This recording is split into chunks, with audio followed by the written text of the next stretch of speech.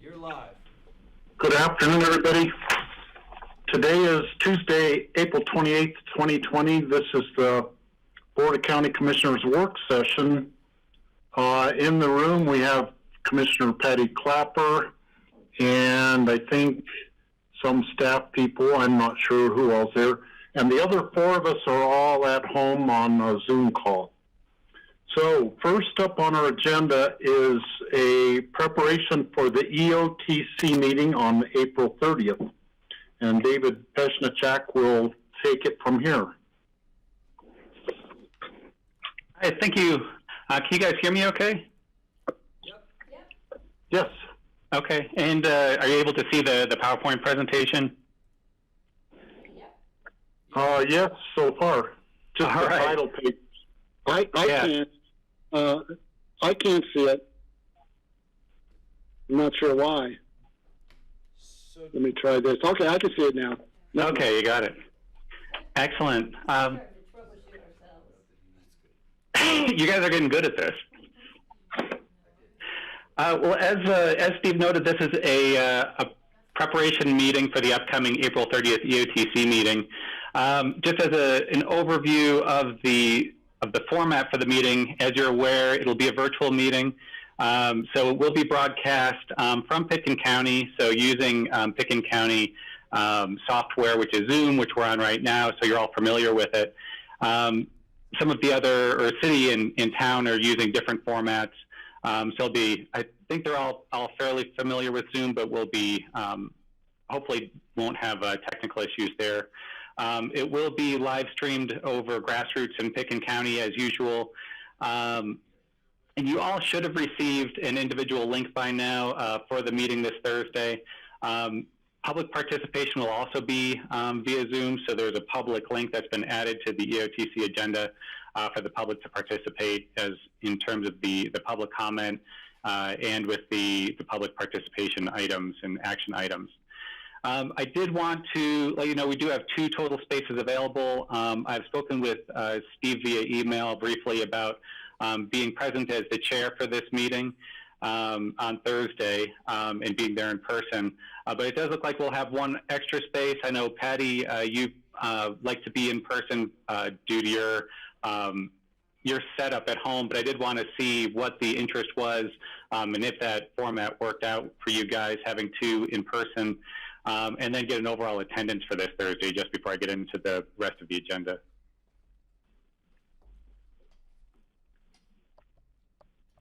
Dave, I'm planning to be here in the room on Thursday. Or does anyone else want to be there? Kelly?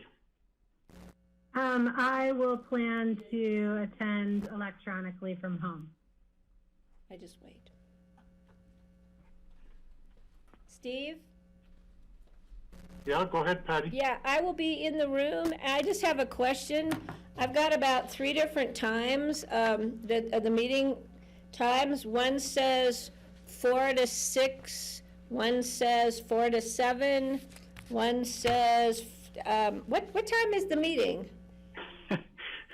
It should be 4 to 7 is the official time. So that's the standard time frame for the EOTC meetings. 3 hours? I don't remember it always being 3 hours. Yeah, that's what we've typically had. I'm hoping that we'll be done by about 6:30 is where I've got the agenda going to so far. Well, Steve and I will do our best. Yeah, Okay. we'll try to cut it short as we can, eh, Patty? We'll work on it. And then is everyone else planning on attending virtually? Or George? Yep. Kelly? Yes. Okay, excellent.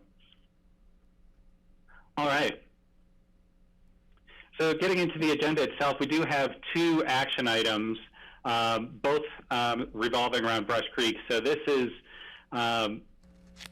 the originally anticipated Brush Creek Park and Ride 70% plan review that was scheduled back in October.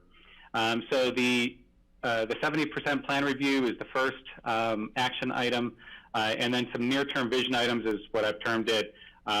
3 items that we're looking to get feedback from the full committee on. is the second agenda item. We do have a number of updates as well. I'm hoping to have time to give a short presentation on those updates that includes budget, Snowmass Transit Center, the dynamic message sign, but I'm not entirely clear, being virtual, how long this whole meeting is going to take. So I did want to, at a minimum, I'm looking to have some time at the end. If you do have any questions, comments, or concerns that you'd like to bring up with the full group, to at least have that time available, even if we don't have time to go through them in presentation form. But I will have some time here later in the presentation if you've got questions, clarifying questions, following any initial review of the updates, if you'd like to answer those not in the full group, or ask those not in the full group. But I'd like to first start off just going through the what we're looking at with the Federal Lands Access Program 70% plans. So this is the program administered by Federal Highways Administration. In terms of the project review timeline, as you probably recall, in 2019, the committee reviewed the concept plan in terms of the placement of the restrooms, as well as 30% plans last June. 70% plan review is scheduled for this Thursday. That is currently on schedule. Assuming that we have acceptance of the 70% plans, state statute and county land use code does require that it go through a location and extent review through the Pickens County Planning Commission. So the consultant team would submit that application to community development immediately following the April 30th meeting. Going from there, between 70% plans and 95% plans is primarily an engineering task at that point, and then getting it to shovel readiness. So the hope is that this Thursday we can get to an agreement on the 70% plans, which haven't changed significantly or notably at all, really, from the 30% plan. So they should look pretty familiar to you. They just have more detail. And then, so working with CDOT, RAFTA, City, Town, County, Federal Highways Administration, and Jacobs, the engineering team, we would move those from 70 to 95% and shovel readiness by the fall of 2020. And that would keep it on schedule. As you might have noticed in the packet, we do have a couple hurdles. One is that we are currently notably over budget on it. And the second one is that we have a possible construction delay until 2022. The construction delay comes from Federal Highways Administration. They administer the FLAP program in a multi-year, multi-project fashion. So a project ahead of us is running over budget, behind time. That could potentially bump us to 2022. That said, we do have a couple of opportunities in front of us with this. Actually, COVID-19 may be presenting a possible opportunity in terms of stimulus funding. So this hasn't been passed by Congress, as you know, any infrastructure funding. But what I'm hearing from our representative at Federal Highways Administration is that they've been given direction to identify infrastructure projects that they would like to receive stimulus funding.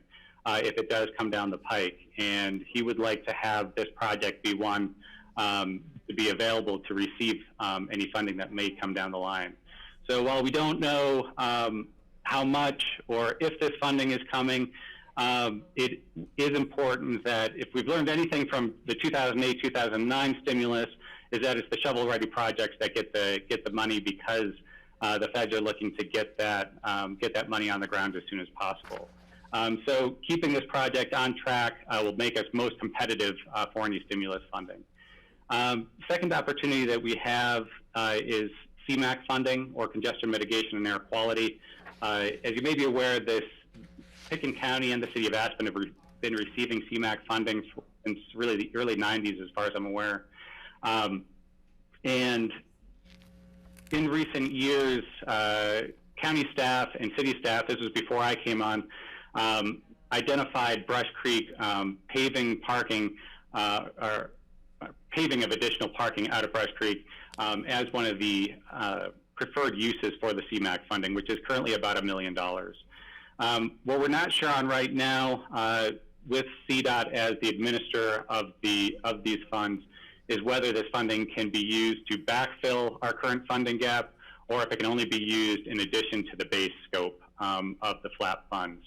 But it does put us into a situation where we could have potentially enough funding to go above the base scope from the FLAP plans and be able to do some additional paving for overflow parking, utilizing the CMAQ funds, and if we are able to be competitive for stimulus funding, which on the staff side, we are currently in the position now of hoping for the best and preparing for the worst, which brings me to the goal here on the slide, meaning that the goal on the staff side is to bring this to shovel readiness by fall of 2020. And like I said, the first reason for that is to make sure that we're competitive for any potential stimulus funding and to increase our chances for construction in 2021. So Federal Highways has a deadline of August of this year to be at 95% plans in order to move forward to construction in 2021. So we want to stay on schedule and get to that point. So the two goals that are, or two action items that are within your packet and will be requested this Thursday in order to meet this goal is one, to identify and prioritize project options, and options meaning pieces of the project that are in addition to the base scope.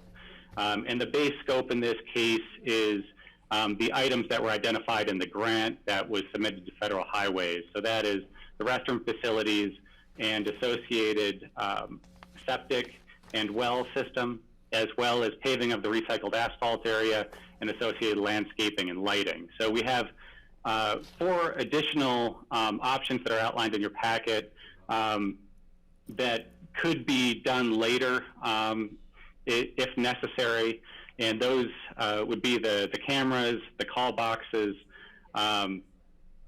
the boiler for in-pavement heating, as well as the solar panels. So in order to prioritize these, as you might have noticed in the packet, we identified which ones appeared to be of the highest importance from the public input and the EOTC so far, as well as pieces that could be most easily physically added on later.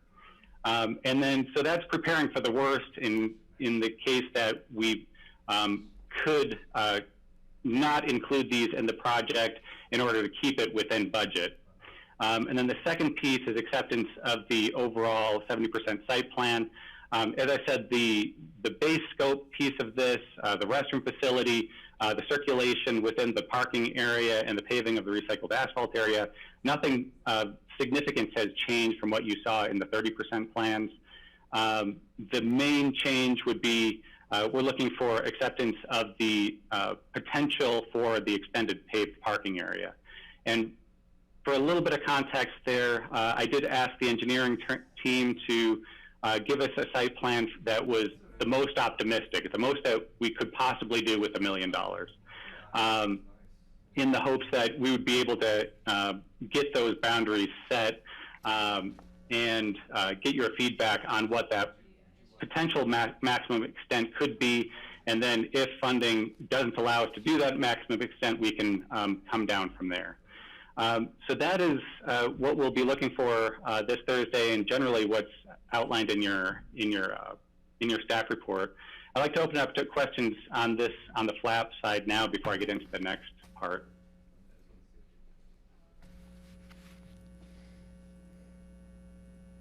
Kelly. Thank you. Thanks, David. You always do such a nice job getting us prepared. Some things that I have questions about that you can just come prepared, I guess, to discuss on Wednesday or Thursday is regards to the project options.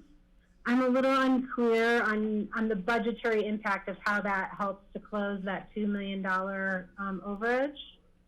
So that would be helpful to understand. And then with regards to the CMAQ funding, does that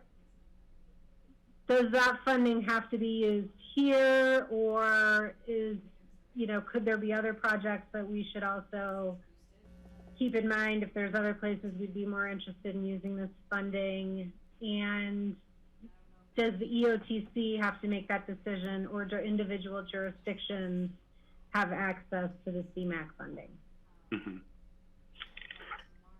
On the CMAQ funding, I would add that that question came up at both Snowmass and Aspen as well. And the CMAQ funding, it's about $200,000 a year. It alternates between the county and the city. We're at the end of the line now, so that we won't be receiving it any farther into the future, and we have a stockpile that's more or less backed up at CDOT. Brian Pettit on behalf of the county and John Kruger on behalf of the city have been working with CDOT, like I said, before I came on board, to identify this project as a good fit for the CMAQ funds. So there's a little bit of history there. I would encourage, both of them will be on the line on Thursday to be able to address that historical piece, as well as the questions that Aspen had in terms of its use, as well as Snowmass. Thank you. George? Yeah, Dave, as you're going through the presentation, wherever there are some decision points for the EOTC, it would be good for the BOCC to be able to see whether we can have a consensus, so when we go to the regular meeting, we're all in alignment as much as possible. That always makes things a lot smoother. Right now, at this point, so two of the decision points are the last two on this slide. So identification of the prioritized project options. So that's intended to allow us to predictably reduce the scope in order to meet the budget in a prioritized fashion that meets what the EOTC would like to see. And then the overall site plan are the two action items on this one.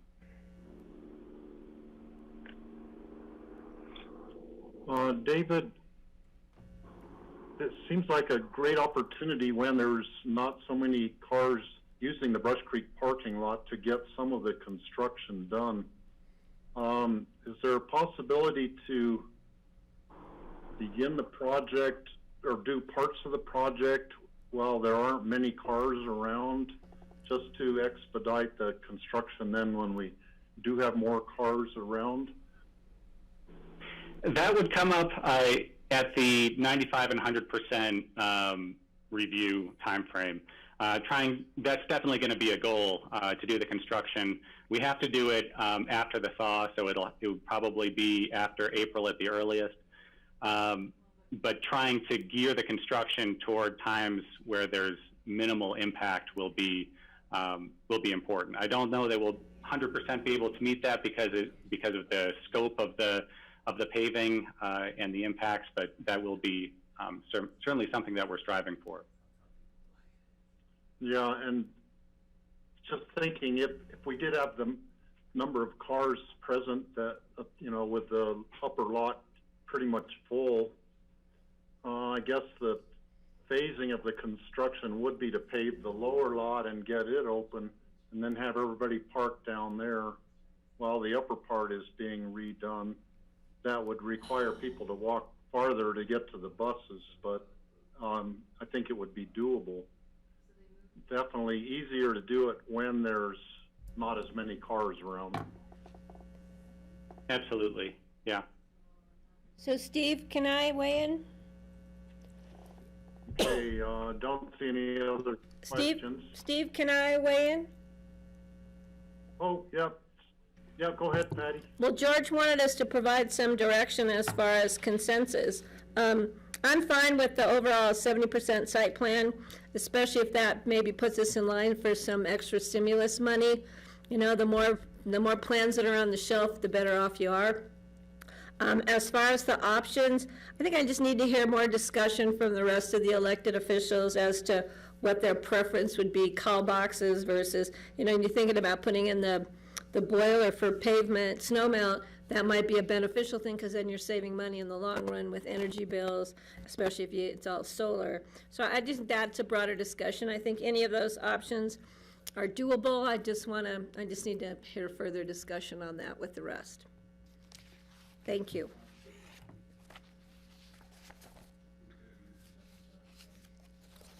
Okay. I guess I don't see any other comments from the commissioners right now. I don't know that we need to vote. We will be voting then. I have a feeling we are all pretty much in alignment supporting, we supported the plan before. There's no major changes in it, and it's just a matter of trying to get the thing done with the current funding situation. In terms of any additional funding from requests from the EOTC, you might have noticed that there is no request as a part of the staff memo at this point. That would come to you in October when hopefully we would have an idea on any stimulus money that might be able to come through. And we would have the solid 95% figures coming from the engineering and consultant team that would be able to really break out where we land. So the amount that would be requested would match what's actually needed. So right now we're still ballparking that, and it's, the current gap is about 2.1 million. So it's not insignificant. But I think it's important too that any additional funding be viewed in the context of the greater EOTC budget situation and other requests that might be coming in at that time too in October.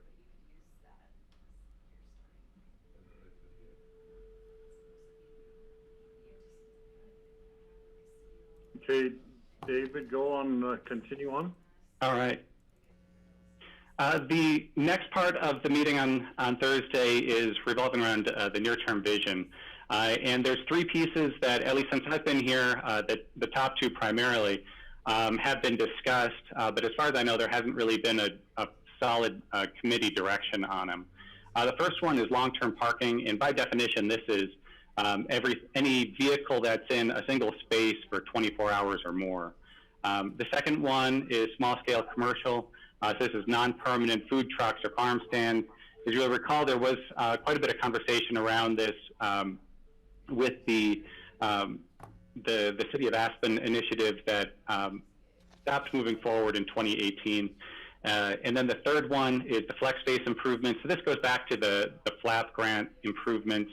At the June meeting last year, if you'll recall, decided on the open concept, and that essentially allows the space adjacent to the restrooms to be used for staging or registration tents for events, so running events, cycling events, security checkpoint at X Games, that kind of thing, but on an everyday basis would be open and is available as a bike rest area, things like that, but wouldn't have any permanent structures on it. So the direction I'm looking for on Thursday is, should I be pursuing any grant opportunities or anything further to partially or fully enclose that, or do we want to see how this plays out over the next few years once the FLAP improvements are complete? So each one looking for really one of three responses. First is yes, move forward. We're in consensus. Yes, we want, say we want long-term parking, and we know these are the parameters that we want. Staff, go ahead and implement that. The second option is yes, move forward within certain parameters, so it's sort of yes if, and that's a yes, we know we want to move forward if we can meet certain standards, but we don't necessarily know the options necessarily in terms of implementation. So in that case, staff would go back, research it, and come back to you with a recommendation in order to best meet your parameters or standards that you'd like to achieve. And then the third one is no, do not move forward. So that's no, as a committee, we've decided we don't want long-term parking, we don't want small-scale commercial, whatever it may be. And then that simply gives us directions that we don't have to spend our time on these topics any longer. So it creates efficiency in what we're doing, which is what we're looking for. So those are generally what we're looking for in terms of those three topics. I want to turn it back over to see if there's any questions or clarifications that I can provide to you at this point.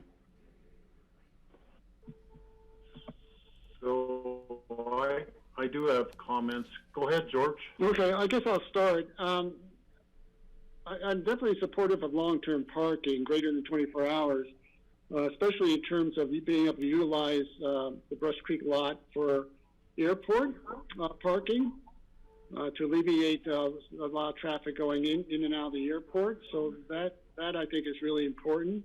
I have a concern about the small scale commercial, and I think that's something that we can probably put off for a while.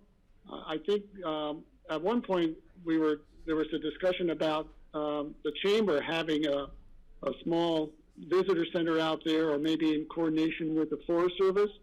And then it may make sense to have something out there. But otherwise, except for perhaps some vending machines, if somebody wants some coffee, the way the RAFTA is working normally, where you've got such great service every 12 to 15 minutes, it's not like people are going to be hanging out just waiting for a long period of time. So I would put off the small scale commercial until it's determined whether we want to have any sort of visitors information there, and that would be an additional amenity.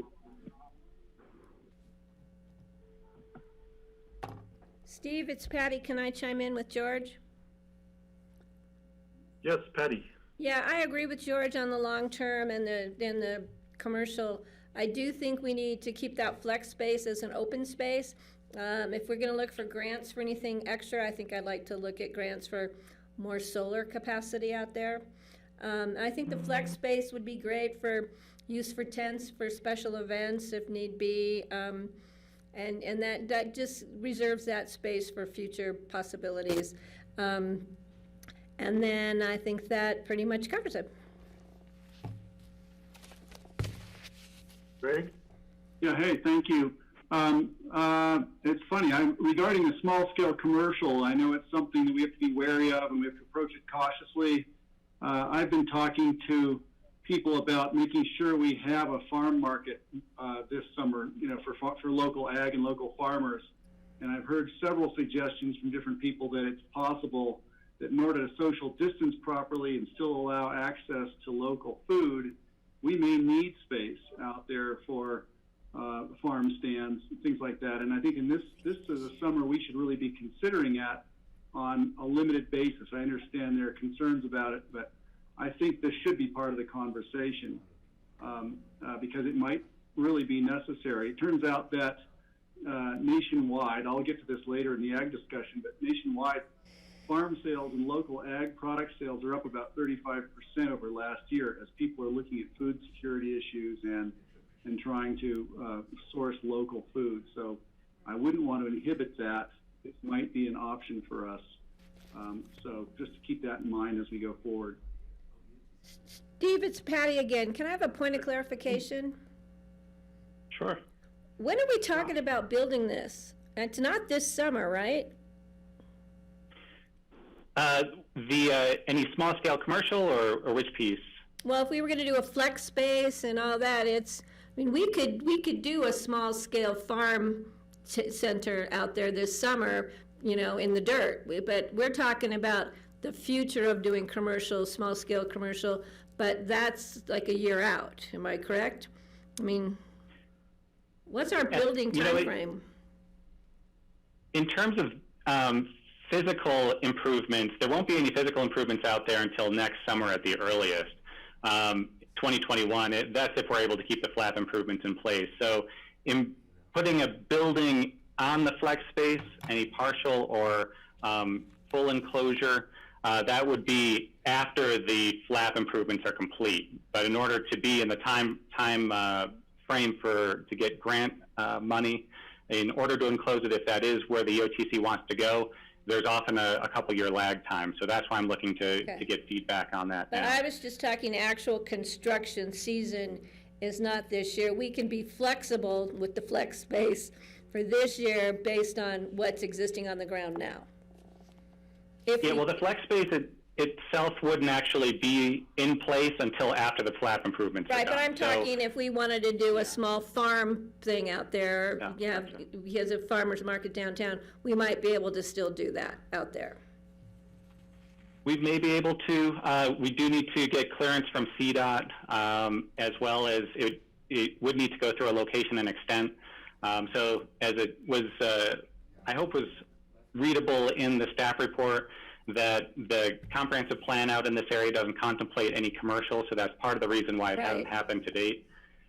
So we would need to go through a location and extent similar to what the city of Aspen was doing with the SHIFT program in order to get the food trucks out there.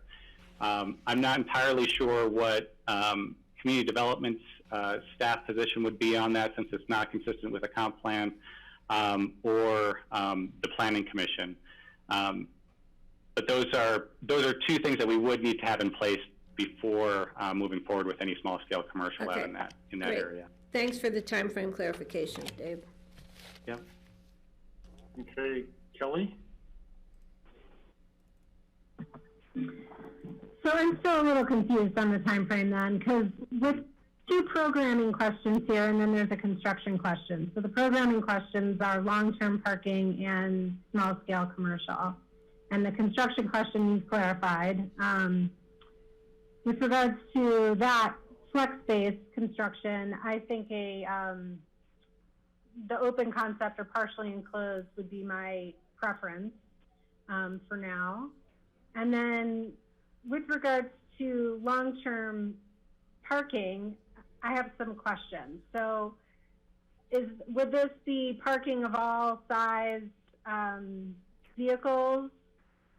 And would there be prohibitions on sleeping overnight? What is envisioned here? I'm generally supportive. I just wonder if this will turn into like a boat parking, you know, for a couple days, or RV parking while they're coming to visit. So if you have any thoughts on that, I'd appreciate it. I think my thoughts on that at this point is that is the purpose of the conversation on Thursday. Is there's the term long-term parking has been thrown out a lot, and I think that people have different ideas of what that means. So does that mean storage? Does that mean that people can park there for 30 days or 2 days? Or and those are the kind of parameters that we're trying to get a feeling from the full committee on. So where does the full committee stand in terms of what long-term parking means, and if we are going to move forward, what are the parameters that we'd be moving forward within? And it doesn't mean that they need to be set in stone, just trying to get a feel for where those may be. Okay. I guess my personal recommendation would be to start with what we allow at Buttermilk. That's kind of a known quantity, and open up the conversation from there. With regards to the small-scale commercial, you know, I'm inclined with Greg to see if there's a way to this summer be able to facilitate our local farmers to have more of a market than they're going to have under current conditions, and that this could be a pilot project for the summer to both help them and see how it goes. You know, personally, I think that amenities, nice amenities there will draw more people or make it more appealing for people to park there and achieve our objectives. So those are my thoughts and questions on those three items. Thanks. Okay, and I'll weigh in last, it looks like. In terms of long-term parking, I think if someone wants to do that, they need to apply for a permit to do it. Maybe they could do it at the parking kiosk, actually. If someone wants to store a vehicle for the whole winter, I would say absolutely not. Some people might want to try to do that. If someone's here visiting for a week and they want to park their car and ride the bus around, yes, please do that, because that cuts down on the amount of traffic.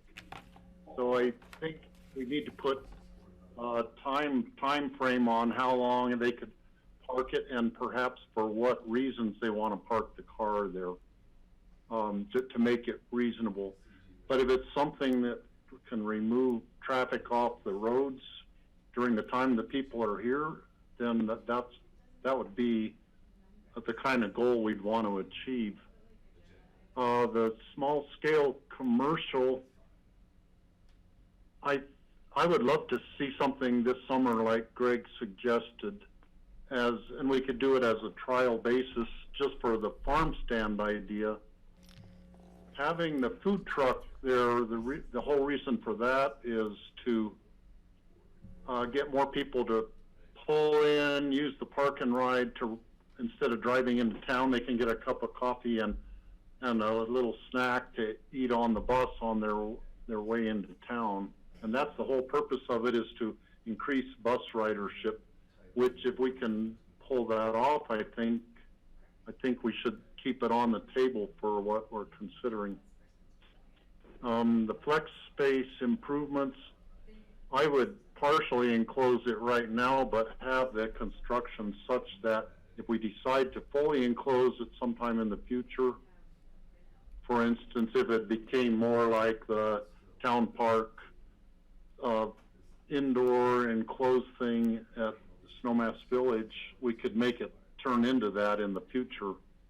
But however we construct it, we don't want to preclude fully enclosing it at some point in time. So that's how I feel about those three items. I'll be curious to see what the towns look like on it.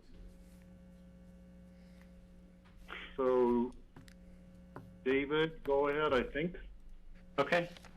I would just throw out there on the flex space, so the engineering plans now, we've laid it out so that it can be built on in the future. So initially it would be concrete, but there wouldn't be anything out there to preclude it being partially or fully enclosed in the future.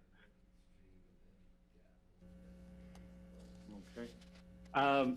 Moving on to the updates, I'm not going to go through these individually. We've got a lot of updates. You'll notice that a lot of them carried forward from the March 19th meeting. Since we didn't have a chance to meet then, they updated from that point forward. The one update I would provide to you from these is that the dynamic message sign is officially under contract as of this morning. So that is moving forward. And we actually have an EOTC website landing page now. Attached to the Pickens County website. It's not fully populated, so I wouldn't go advertising it yet, still figuring out the back end and getting all of the correct information on it. But there is an EOTC landing page out there now that plan on posting agendas, packets, upcoming meetings, that kind of thing. But if you've got any questions that you'd like to ask me before the meeting on Thursday on any of the update items, I'm happy to address those as well.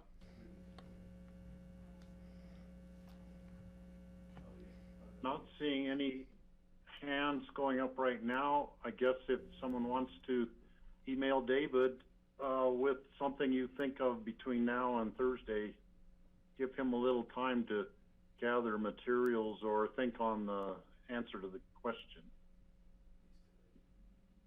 Okay. All right. Thank you. You all through, David, or you have more? I just had one piece on from the March 19th meeting that was canceled due to the COVID-19 outbreak. I am still looking to reschedule that as soon as possible, waiting to see how things shake out in May. It's starting to become more and more clear.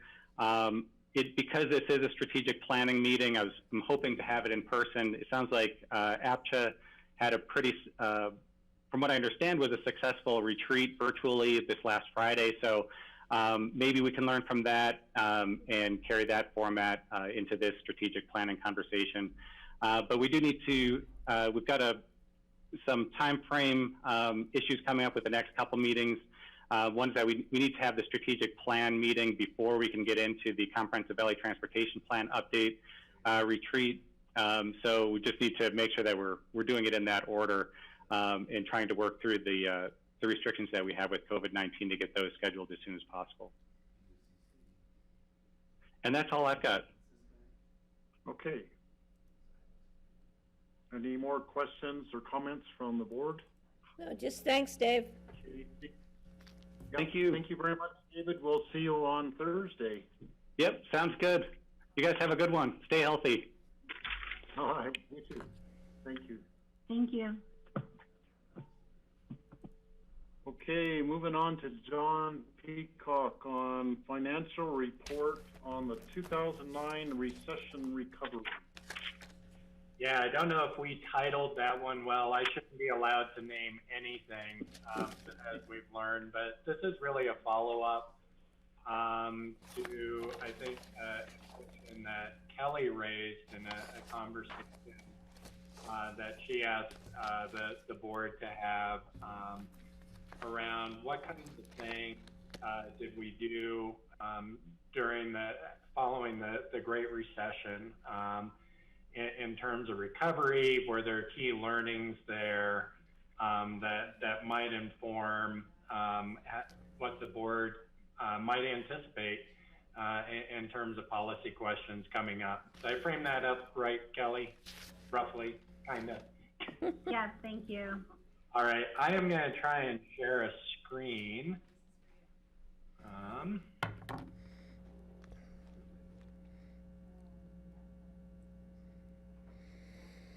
see. Allow Zoom to share your screen. Uh-oh. He talks his way through it.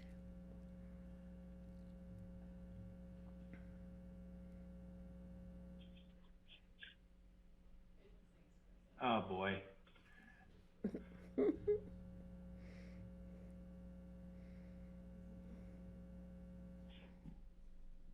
Well, John disappeared. I don't know if that's good or bad. You might have to fill in the rest of the day, Phyllis.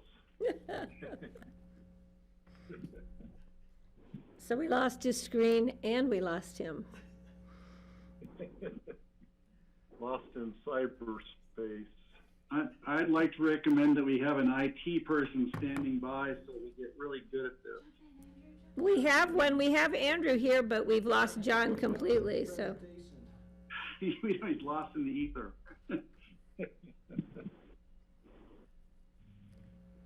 So, there he is. There he is. You're muted, John. Got him, you're good. You're good, John. Okay, I clearly hit the wrong button there. I apologize. Okay, I think I'm getting close now. Oh, yay. Can you see? Oh, perfect. Got it.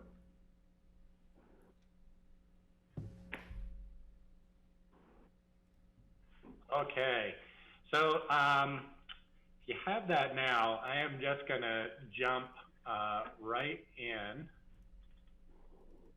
All right, so you're seeing my screen still? Yes. I'm slow but trainable. I'm getting there. So really, the purpose today is to talk a little bit about some of the things that we've done in the past for economic crises, update on what we're doing now, and then get a sense from the board what you might want additional information on, or what you additional direction that you might want to explore in terms of your role going forward. So want to start with what has probably been one of our bigger responses right now is what's happening with our emergency assistance fund. And this is pretty amazing. And I don't know if Nan is on the phone yet, but we really need to celebrate her and her staff and all the county departments that have come together to support this effort. The Emergency Assistance Fund was actually started in 2009 in response to the Great Recession, and it was started off originally with a $20,000 appropriation from the Healthy Community Fund. It average disbursements of $38,000 a year since then. As you can see, and our highest annual disbursement prior to this year, of course, was in 2012, which was $54,000 in emergency cash aid. The economic disruptions, the social and economic disruptions caused by our public health response to the COVID-19 virus has led to an unprecedented kind of a slowdown or shock to our economy. In April alone, we have distributed over $1.5 million, and I suspect that number probably went up over 1.6 million today. We are doing this through an unprecedented partnership. As you're aware, this board appropriated $500,000 early on into this effort. Really want to thank our partners. The City of Aspen has stepped up in a really significant way. As you know, they have appropriated $5 million to different relief efforts. So $500,000 is for general assistance in our emergency cash fund, and then they have another 1.5 million earmarked to support APSHA housing payments for those who may be struggling with those. We've received private donations. We have $200,000 coming in through the 2020 Relief Fund through Aspen Community Foundation. That's a donor-advised fund. The Steislinger Family Foundation in particular dedicated those funds to us. Those were matched in part with the city's general assistance. We have another individual who donated $18,000 directly to the county who wishes to remain anonymous, and we're going to honor that. Despite the fact that that's a decimal point that should be a comma, the town of Snowmass Village contributed $200,000, not $200, to our emergency relief fund, and we have $100,000 in TANF funds. And as you're aware, we've moved 30 employees and trained them to process applications so that we can turn those around quickly. And we've really been reaching our goal in terms of processing those applications.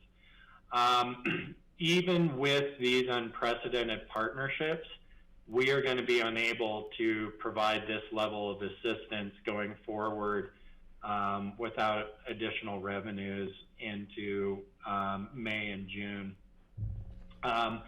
We'll be preparing a supplemental appropriation for the board to appropriate the donations and such that have been made. We have not recognized those in a formal appropriation yet. So that will be coming forward. And then we'll be trying to balance some of our other needs that we're going to be talking about today with our capability to continue supporting this level of cash assistance given falling revenues and other expenditure demands. So, but really want to recognize the whole ESF 6 team, all the departments that have dedicated employees to be part of this process. And I think you can see, since we started the emergency cash assistance, this has been an unprecedented year, month, weeks of aid. John, this is Nan. I'm here if anybody has any questions. Oh, hi, Nan. And just wanted to let everyone know, I know it's on your agenda, but Kelly and I are working on trying to get more TANF funds. And I have found a county that will sell us another 100,000. We likely could get another 100,000 and use it before the end of state fiscal year 20. And then we could use more in 2021. I just thought I'd add that. Excellent. I am surprised we found a county not using theirs. Other steps that have been taken and where we are today.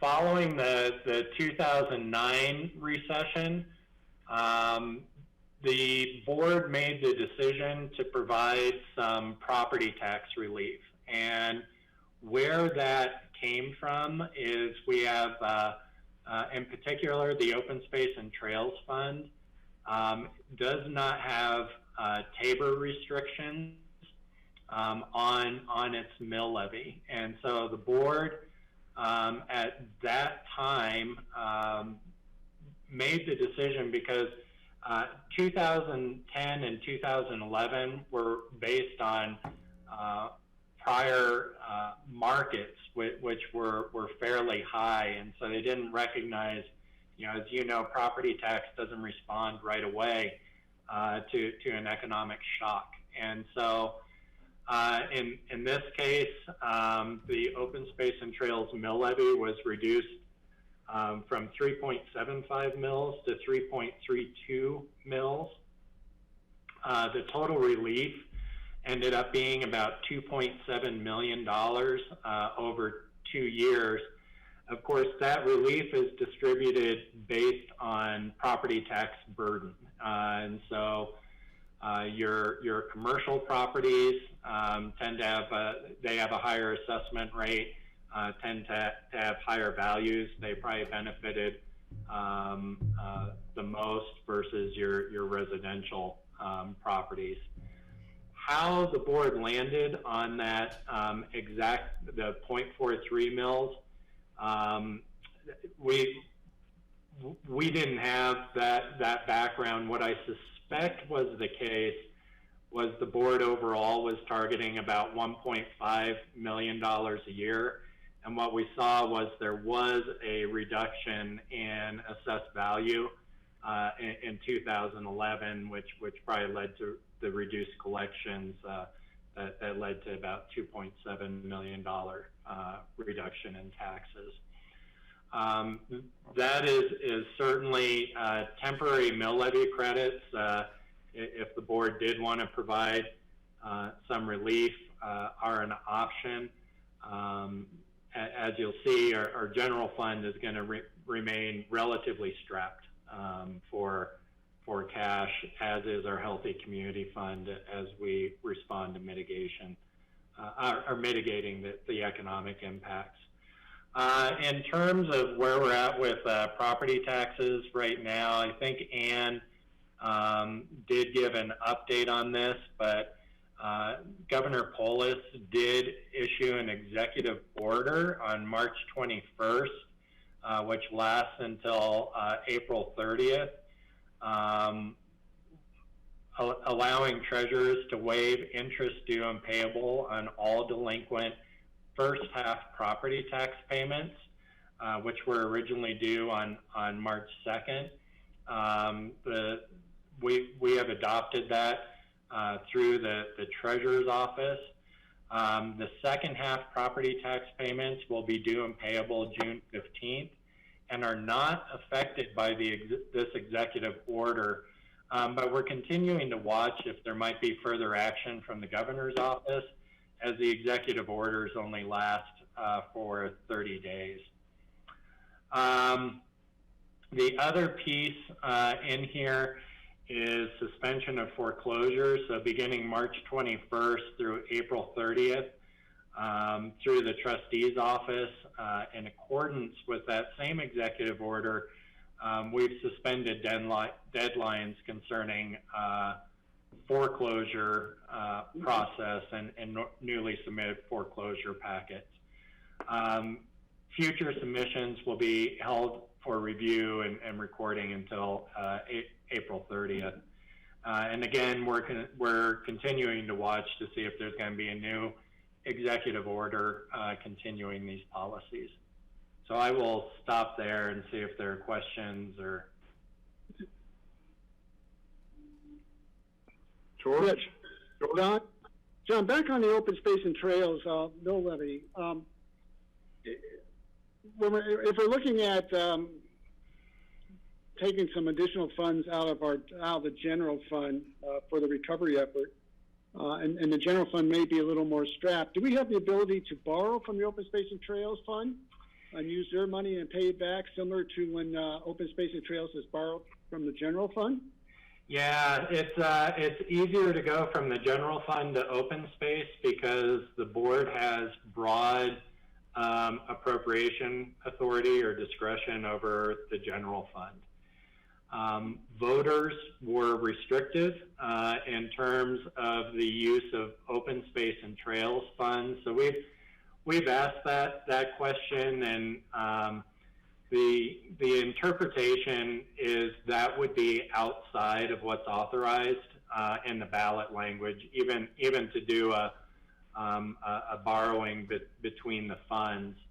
I suspect, George, I think the original mill levy credit was given right before I came to the county, and I suspect that was probably part of the discussion that led to the board deciding to give a temporary mill levy credit rather than maybe borrowing for general fund or other purposes. All right, thanks. Yep. Kelly? Thanks, Steve. So, John, on that topic, theoretically, we could go to the voters in the fall and ask to borrow money for COVID-related response, right? Yeah, I think it'd be a good question for John Ely, but yeah, I think that would be, I don't see why that wouldn't be a possibility for authorization. And then with regards to just the timing for some of these conversations, what is the timing of any property tax mill credit line up with our budget adoption, or does that happen in a different? Yeah, so the mill levies have already been certified for the year and are under collection, so that would be going into the next budget, Kelly, and getting that direction. And then when you certify the new mill levies, that's when you would incorporate a temporary mill levy reduction, if that makes sense. Okay, thank you. Yep. Any more questions on that? Steve, I have a question. Okay, go ahead, Patty. Is it possible to borrow, this is just really thinking out of the box, borrow from enterprise funds with an agreement to pay back to move to the general fund? For example, for issues related to COVID as far as testing and tracing that we're going to have funding needs for? That's probably more of a possibility, Patty, than the Open Space and Trails Fund, which has a specific voter authorization. Again, we would need to, the purpose, there are certain enterprise funds that would not be necessarily allowed from. So for example, there are, in the airport fund, there's revenue diversion rules through the federal government that we operate under, and so I think that would be prohibited there. I think we'd have to have the discussion about borrowing from other enterprise funds. To be honest, though, I don't know that this is a cash flow issue so much as a total revenue issue, potentially for the general fund. Where it could become a cash flow issue is if we believe we can count on some reimbursement from FEMA down the road for our expenses. Those usually take a while for us to realize, or for communities to realize, and I suspect in relation to this event, it will take even longer because every state has an approved disaster declaration for the first time in our history. So every jurisdiction potentially will be seeking reimbursements. And so there may be an opportunity to address cash flow that way. But generally, generally, it is not allowed to take funds from one restricted area to another. Well, yeah, but I was thinking in light of our early discussion about FEMA when we talked earlier, that with FEMA reimbursement, it might be a good way. And plus, the other thing, and we can talk to John Ely, is maybe at a time of emergency declaration, there's a little more wiggle room in what you can borrow from with a repayment plan. So I think that's something we need to talk about in the future when we're looking at how we're going to move forward with responding to COVID with our enhanced testing and tracing. And I think there's another question, Steve. I think Greg, maybe? Yeah, thanks. Greg? Yeah, hi. Thanks, Patty, for that comment. I really appreciate it when we have a projection, and I know it's hard to look into the crystal ball or the future, but projections on how the mix between, economic assistance, whether it's for food or rent or mortgage payments or other essentials, how is that mix going to change? How do we anticipate it changing? I appreciate John saying that it doesn't look like we're going to have a cash flow problem, but and I understand that Nan emailed me and said that we're really encouraging people to apply for SNAP and LEAP and get on these other economic programs, but I'm not entirely confident we're going to see those happen anytime soon to the extent we need them. And so I'm concerned about food security primarily. And so I did want to bring that up. Maybe Nan can weigh in. I want to make sure people will have food to eat, and if they don't, that we can actually help them maybe later in the summer or the fall when things might be getting a lot more scarce. And so I'm concerned about our burn rate for where we're spending the money that we have, and really be able to sustain that, and for how long are my questions. I would love to see a list of the enterprise funds where we might be able to borrow money, just so we have that in our back pocket as an option. I know there's a lot of issues to talk about in here, but that's where I am right now. So, John, I don't know, were you going to respond to that, Nan? You could. Okay. Well, I don't have a magic wand to answer that question. It's super complicated, right? What you know is that more than 80% of our issuance is for rent. Housing security is the biggest issue that we're hearing on our phone calls, and we've made over 1,600 of them. People are starting to get unemployment and stimulus checks. If they do apply for SNAP, an individual can be getting close to $200 in their EBT card. And, my sense of what the burn rate is high. Yes, the money is gonna, we're gonna spend it in May. But this is a shelter-in-place order, and we've prioritized shelter. And there are mobile food pantries, and and those are going to keep going, and people can get SNAP, and people are going to have some other income, except for those people who don't qualify, and we continue to provide them with some cash assistance. So John, do you want to add to that? I think I'm answering, but I might not be. Yeah, Greg, we're gonna obviously we're gonna have to probably make some difficult choices and prioritization around this aid going forward. It is the basics. So, John, my one question would be, in our big budget picture, we have the different funds with the Tabor Reserve and the Ready Reserve kind of funds sitting there never being used. Is there a possibility in this situation of going deep into our reserves, for instance, the Tabor reserves, and using some of that?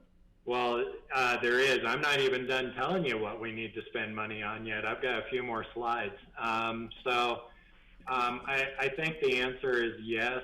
The Tabor reserves, frankly, don't do us a whole lot of good. They have to be replaced by law in the following year, and we don't want to go that deep anyway. I don't think that'd be responsible for our organization or the community. So we're going to be, I'll be talking about this in a little bit, but trying to bring a little bit more of a budget picture coming forward with some of the additional expenditures. Okay. So that's an overview of some of the options. Yeah. Okay. Yeah, my question for Nan is, do we have a sense of how long the applicants feel they may continue to require housing aid? No, everyone's in crisis mode. So we've sent out a reapplication form to everyone that we supported in April. And we've gotten a lot of reapplications for rent. And since we're only taking it a day at a time, a month at a time, we're really only hearing that from people. They want to get back to work. They were fully capable of working and having enough money before. Nobody has a sense of what not working or going back to work part-time might look like for them. And so I think we're all in this sort of twilight zone space of not knowing for people who were completely capable before March 14th.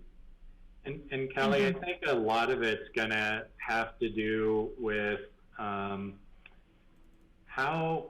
quickly can we introduce more normal levels of activity before there's an effective medical intervention like a therapeutic or a vaccine. So we know, well, we don't know. We think that that's 12 to 18 months off. Mm-hmm. Who knows, right? We don't. But then the question becomes, what level of activity can we safely reintroduce, and economic activity can we safely reintroduce while protecting public health? And so that is the crystal ball question that's really difficult for folks. But until... No, I agree. I just wonder if we can build into that as those decisions made, factor in kind of proportions of people that are going back to work, and we're seeing proportional reductions in the requests that were coming in either by sector or area of need, because I'm concerned about what our long-term ability to commit to support is over the next 12 months. And, not having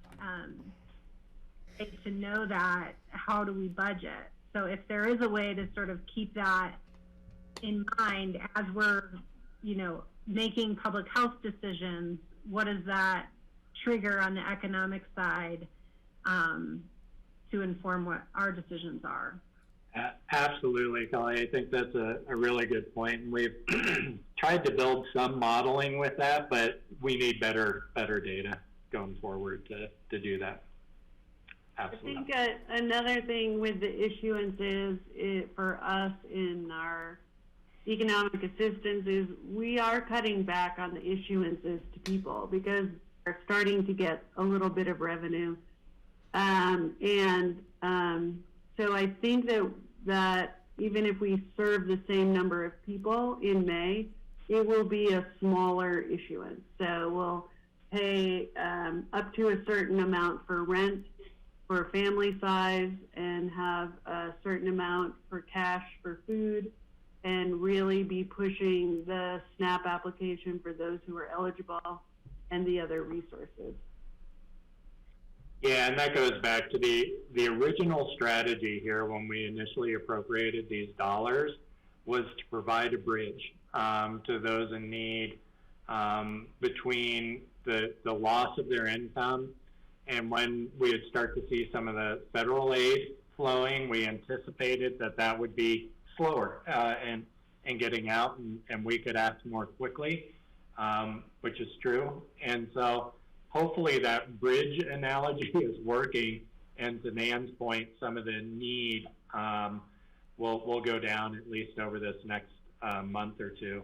But to your point, Kelly, we right now we've barely got the funding, and probably not enough funding to make it through May, much less the year.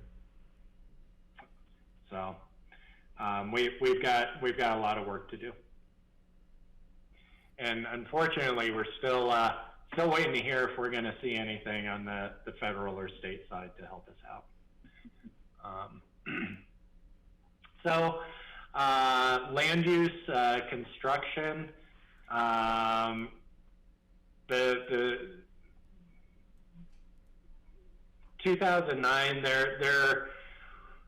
were a few things, and they mostly fell a couple years afterwards. These weren't kind of immediate actions taken, but building permit approvals could be reactivated.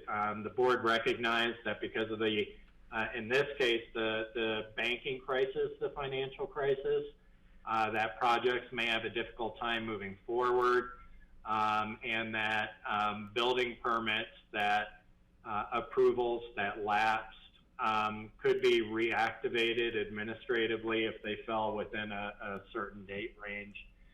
In 2011, vested rights, basically the board and community development put in an expedited process for the board to review and approve vested rights that had expired because a building, a family or a project was not able to get initiated because of the financial crisis. And then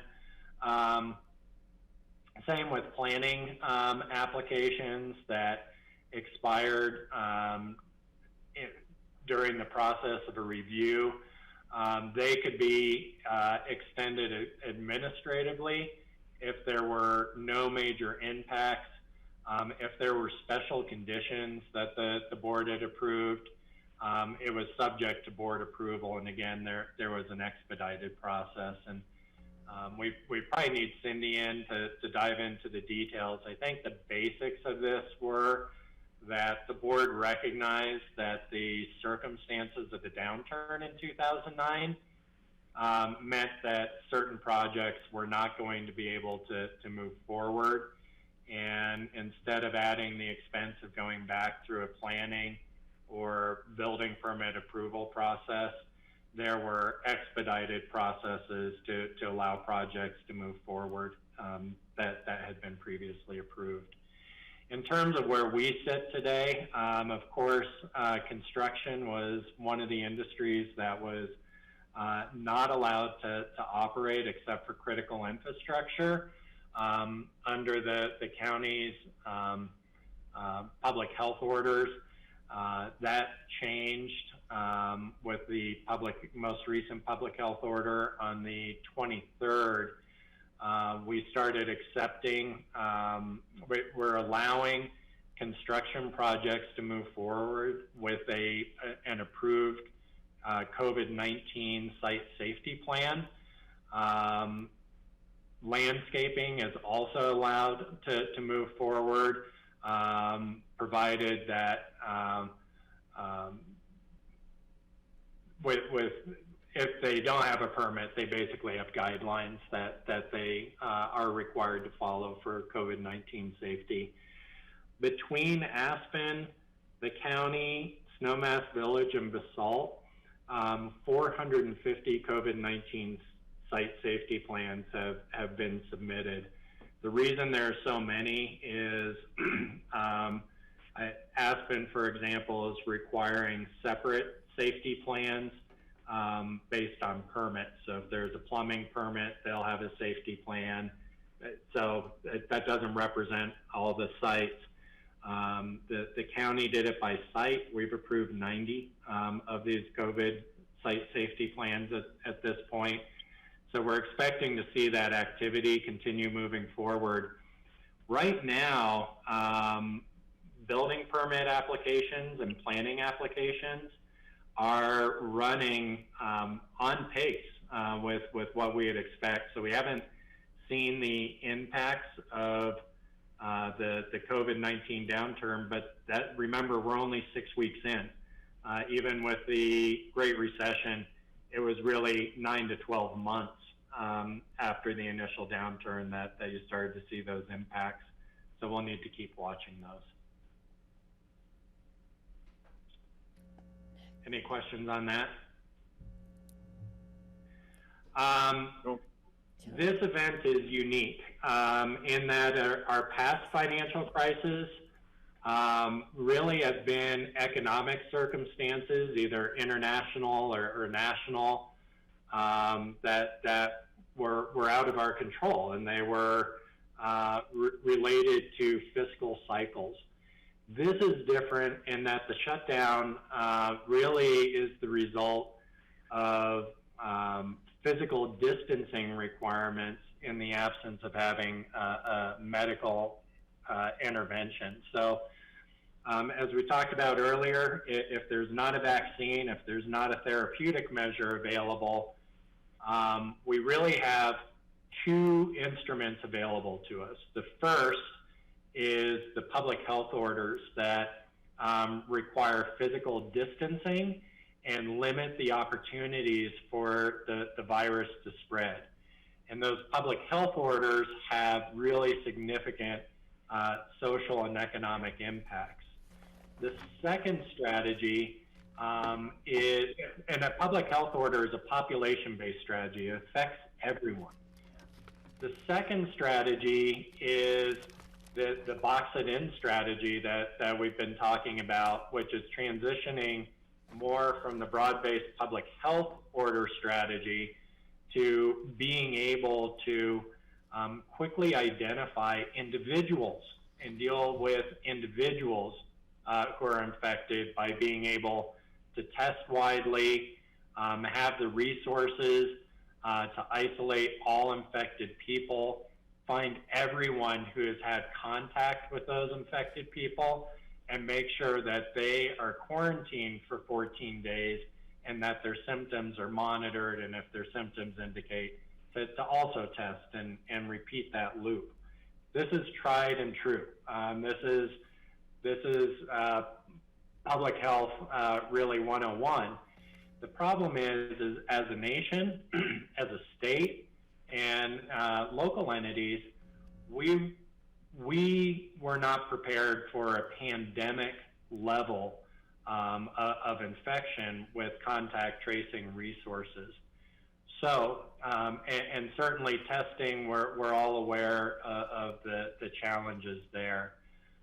So if we want to get people back to work and incrementally release the public health orders, and Kelly, to your point before, you know, that is, there's going to be a relationship between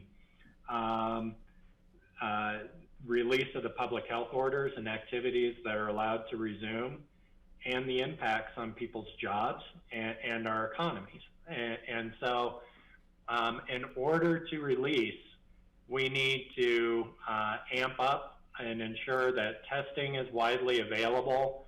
One standard that we've been looking at is the ability to test 0.152% of the population daily.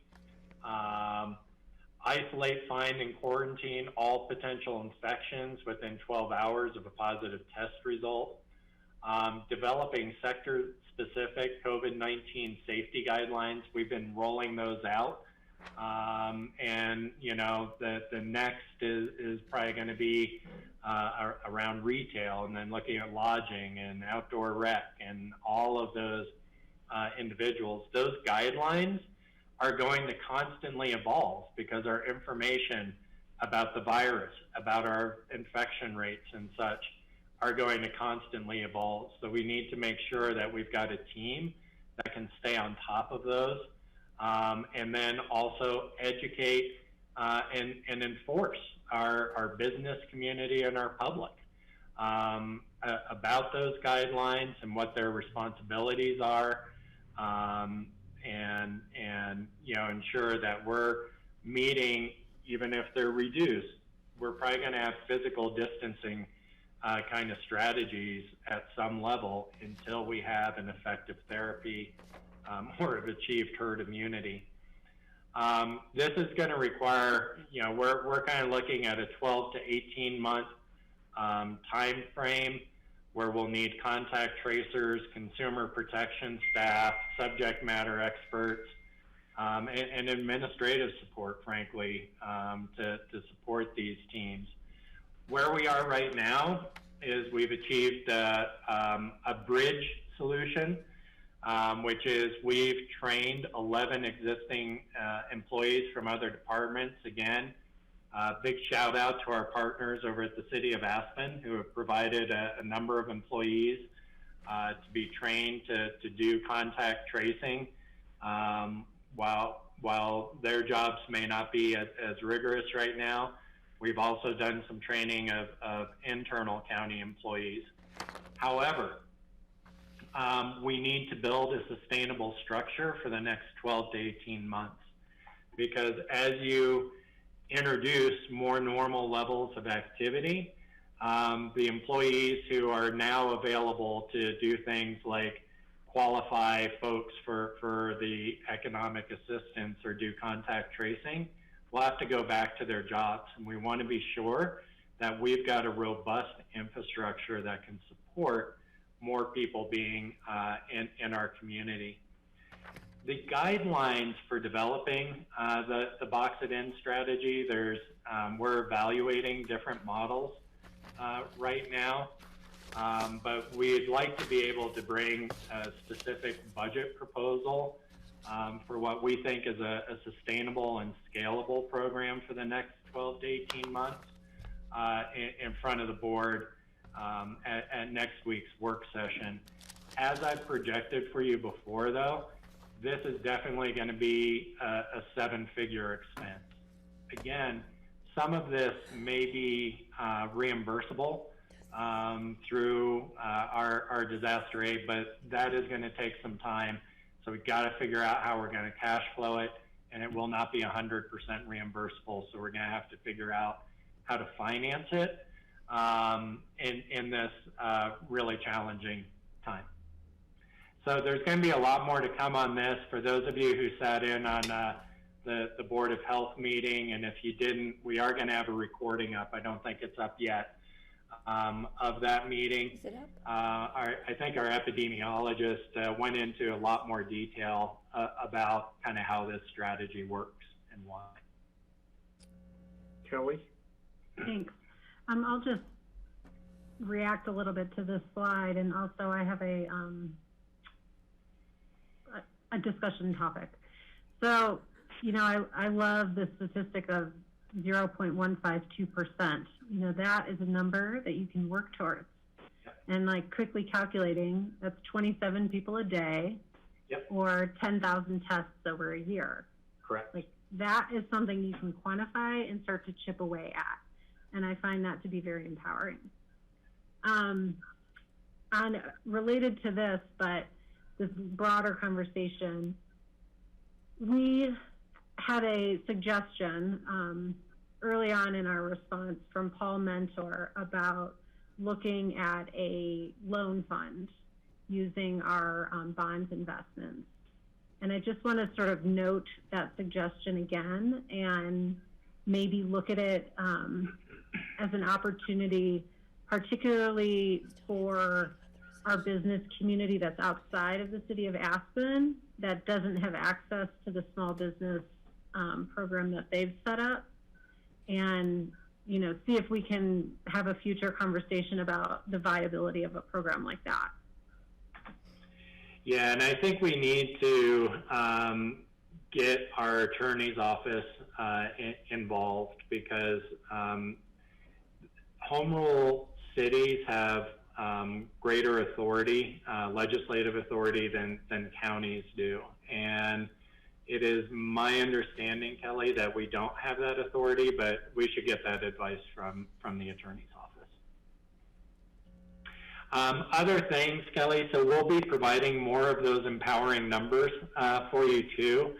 And we're trying to land, for example, the contact tracing standards. There's a lot of variability.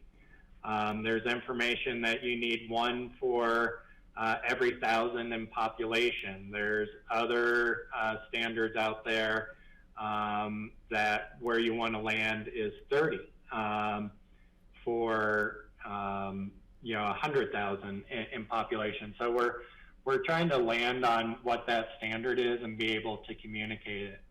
The other thing that we're also trying to plan for is that, so you did quick math probably off of about 18,000 people is my guess. And if we're going to put people back to work again, I think we need to anticipate that our population swells, right? So we know, and we've had these discussions before, that when you start to put workers, visitors, and our residents together, right now our population on its busiest day can swell to over 50,000 people. We know during times of social distancing, we're probably not going to achieve those numbers, but we want to be sure that if we're going to invest in infrastructure, get people back to work again, that it's probably some number above that 18,000. That's going to be part of the policy discussion that we're going to need you guys to consider. You know, do we build it to 25,000, 30,000? I think it's going to be really, really important if we're going to open up some elements or incrementally open up our tourist-based economy again, that we're able to provide real assurance to people that we've got the capacity to protect their health, whether they're our residents who live here now, whether they're visitors or workers we're inviting back into our community. We want to be sure that we're building it to that and making the right investment. So that's going to be just a preview for you for next week in terms of those numbers. Those are going to be some of the decisions that we're going to need to decide. What do we want to resource to? How do we build that capacity? So Steve, can I make a comment, please? Go ahead, Patty. Yeah, so bringing us back to the topic at hand, which was the financial report on the 2009 recession recovery. Obviously, it's a very different picture from recovery from the recession versus recovering from this virus.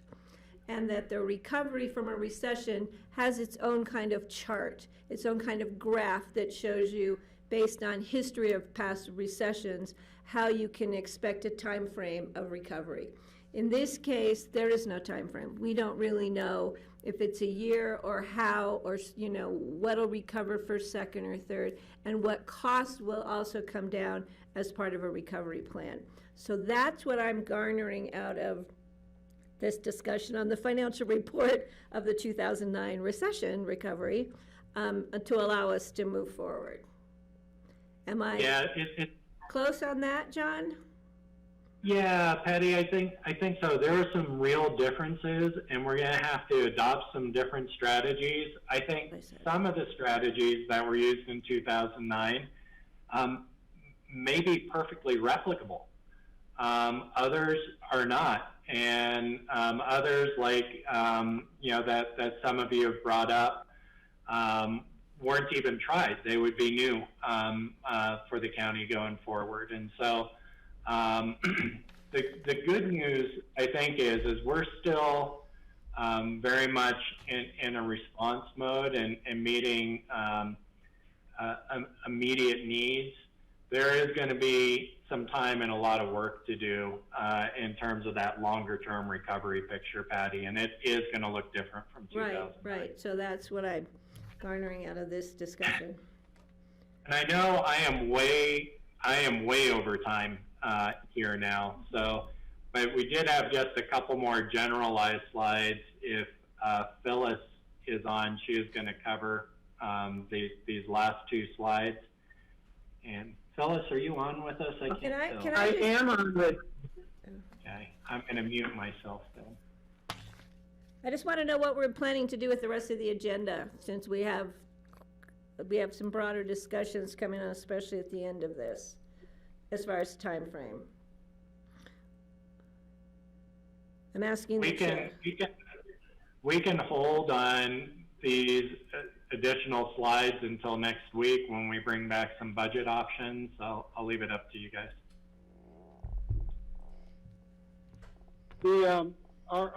Steve, our APSA update won't take a half hour, I don't think. It's a 5 minute, 10 minute at the most, so we'll catch up. Okay, George, thank you for that. I think let's forge ahead, and this is so important. I think we need to spend the time we need on the pandemic issues. Greg? Just a quick comment, some observations. I'm still kind of, maybe Nan didn't mean to make such an impact when she said it, but to say we were going on a month-by-month basis, I got the feeling it's like living month to month without really having a clear idea where we're going to be in 12 months or 3 months or 4 months. Makes me really nervous. So I do appreciate the effort being put into projecting where we're going, how much money we have on reserve, how we're going to be spending it. It is so important. And then to Kelly's point regarding testing, I think that our charts are showing that in the low season, our daily population is around 35,000. So we're almost double the 18 of the population of the community. So if we're looking at trying to project on testing with some sort of economy humming along, maybe we think of a low season economy of 35, 36,000 people a day, and maybe we base testing on that, just an observation. But the whole month-to-month thing reminds me of when I was a college kid wondering where I was going to eat next week. And I'm nervous about it when we speak in those terms. Thanks. Okay, Phyllis. Okay, so when we talk about reopening and what does the new normal look like, it again is almost on a month-to-month timetable of seeing what's happening. How do we create a timetable for businesses to reopen safely? And it's really by sector and industry, so you can tick away at different groups. We don't have it developed yet. We're in the process of working on this. Right now we have construction, golf courses, landscaping, and other non-permitted work being done in the county. We're going to be coming up to trying to align with the state order. So we called it an adaptive approach because it's going to require outreach, what businesses need to do, what kind of support do they need to be able to move forward, and how to ensure that they're in compliance. So those are kind of our 3 points to what we try and look at as we're moving forward. We captured what someone had said to us, which was the clearer the roadmap, the clearer the compliance. The less gray areas, the less questions that are left for people to wonder what something means, the better they're going to be in compliance. Because at this point, everybody wants to be in compliance. Well, 95% of everyone wants to be in compliance. We're partnering with other jurisdictions, the Chamber of Commerce's. We're also working up and down the valley because of so many employees come from down valley. We have 3 counties that we're trying to capture and what's happening there. And again, the less confusion we can create, the better off we are. So I'll let John move to the next slide because I think you're in control, John.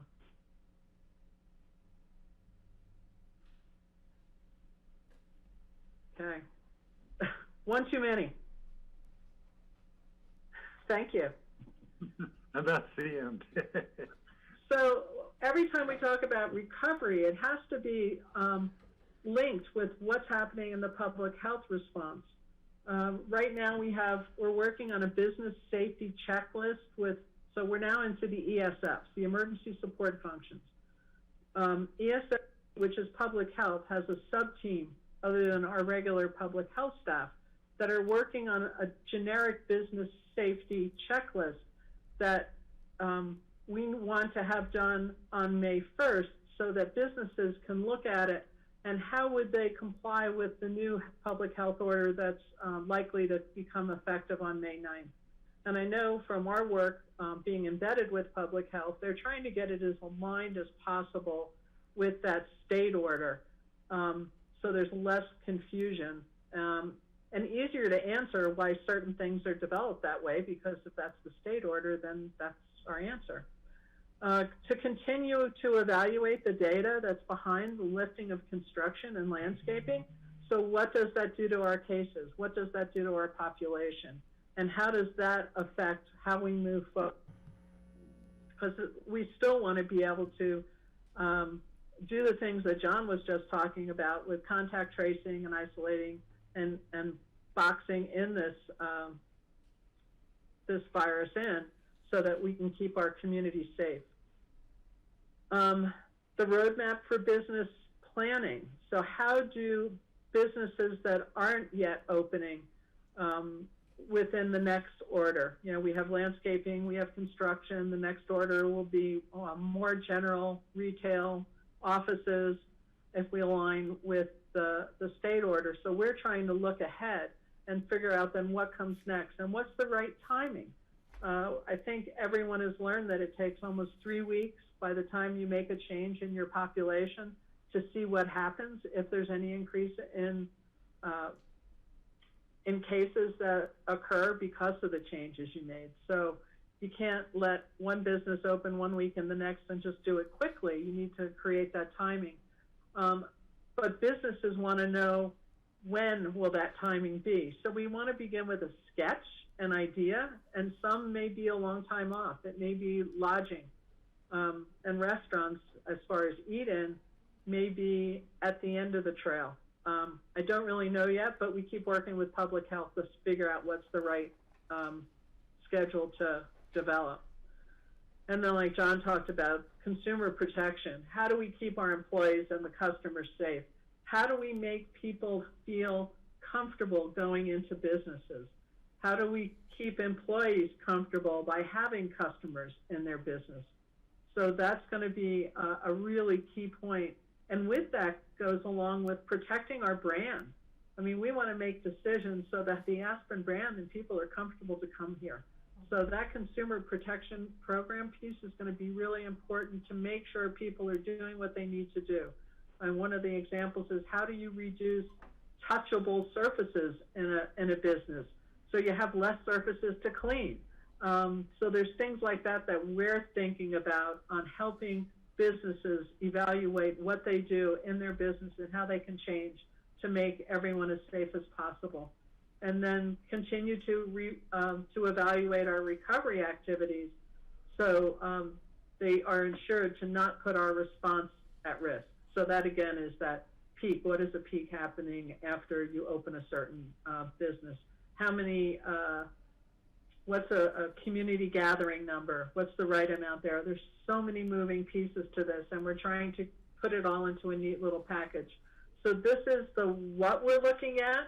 I don't have the specifics of what it looks like yet, and that's coming.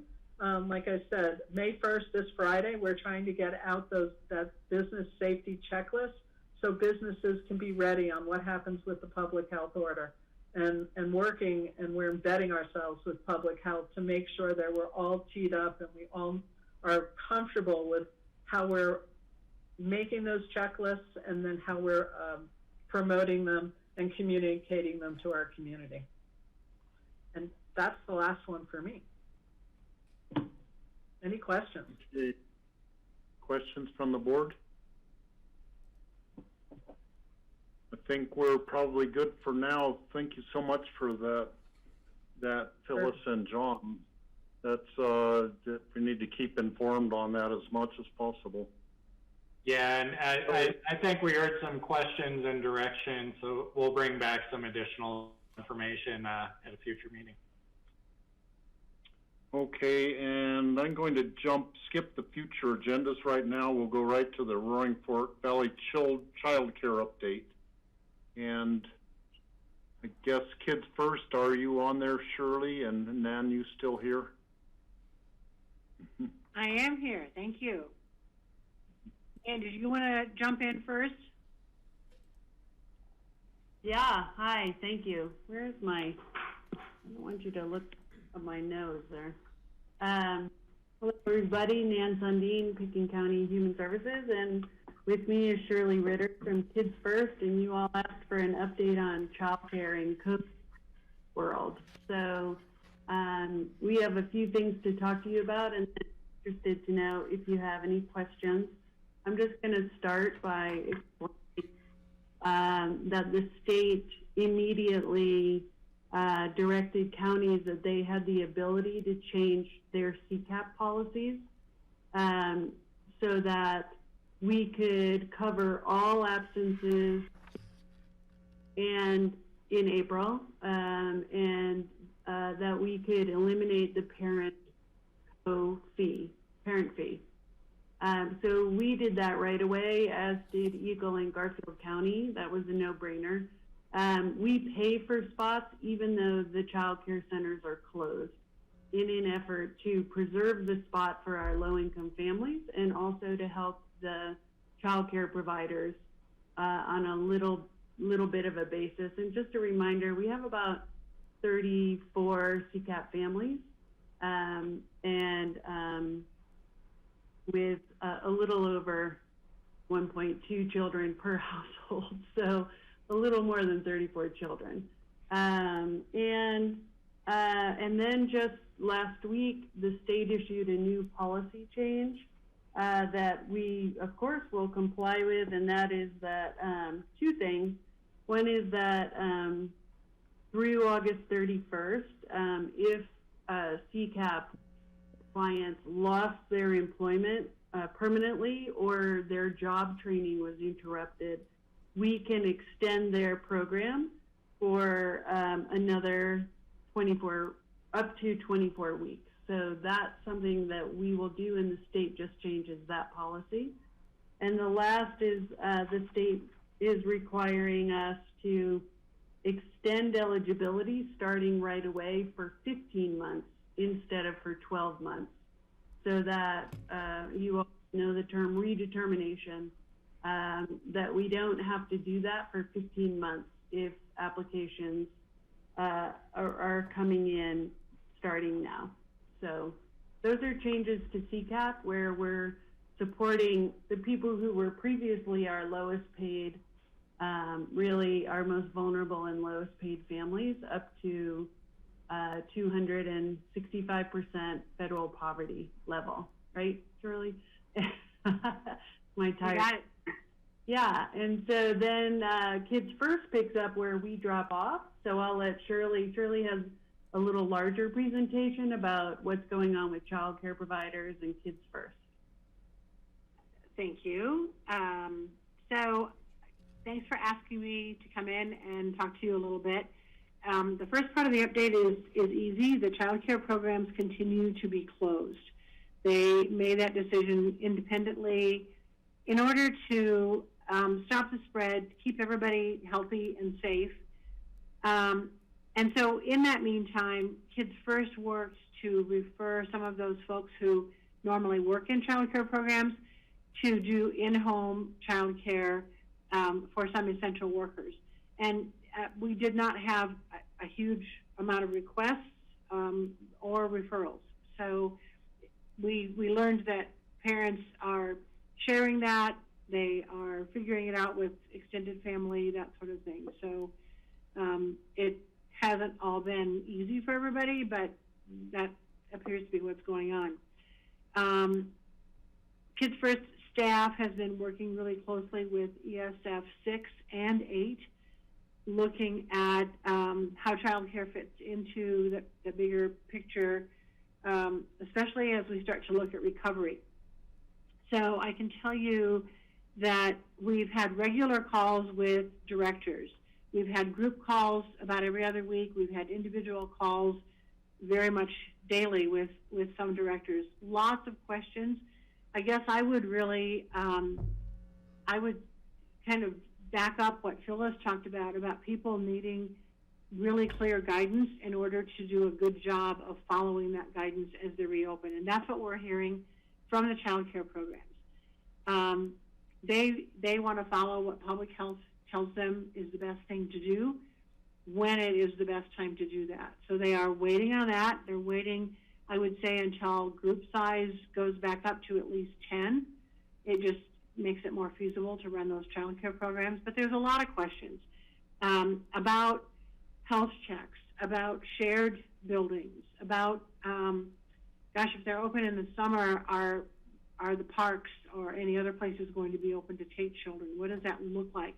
So I would sum that up by saying, you know, that new reality is something that they are just trying to get their heads around. And they really, what I heard over and over, and I would echo that, is that they totally appreciate that public health and you all are committed to taking this slowly so that we don't have a reoccurrence and so that we don't have to go through this again, hopefully, because of opening up too quickly.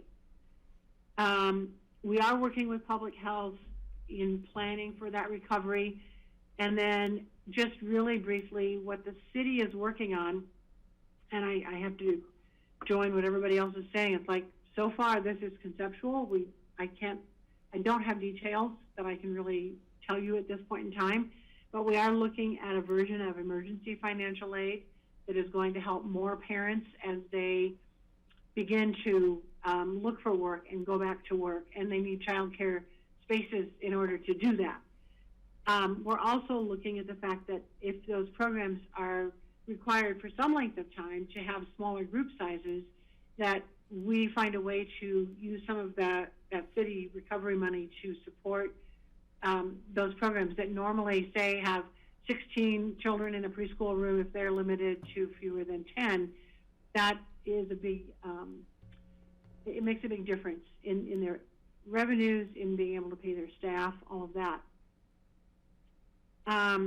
We also extended the rent relief to the child care programs that the city has done for businesses. So whether they were in the Yellowbrook building, for example, owned by the city, or if they were in other buildings, asking the landlord to come in with a third, they pay a third, and the city is willing to reimburse them that last third to help them out in the same way. Not all of the programs pay rent, but many of them do. I think the challenges are often really similar to what businesses are looking at, but I also think there's some differences when you talk about very young children. So yes, you can do an excellent job of washing hands, to some extent wearing masks, although that's problematic. Obviously young children aren't supposed to, but even older kids, it's not effective if they're touching their mask and their face a lot. So, and social distancing in general. I don't know if you've spent much time around 2, 3, 4-year-olds. They don't do social distancing very well. So there's some specific guidance that they're looking for. And, you know, they want to do this, they want to do it better than ever.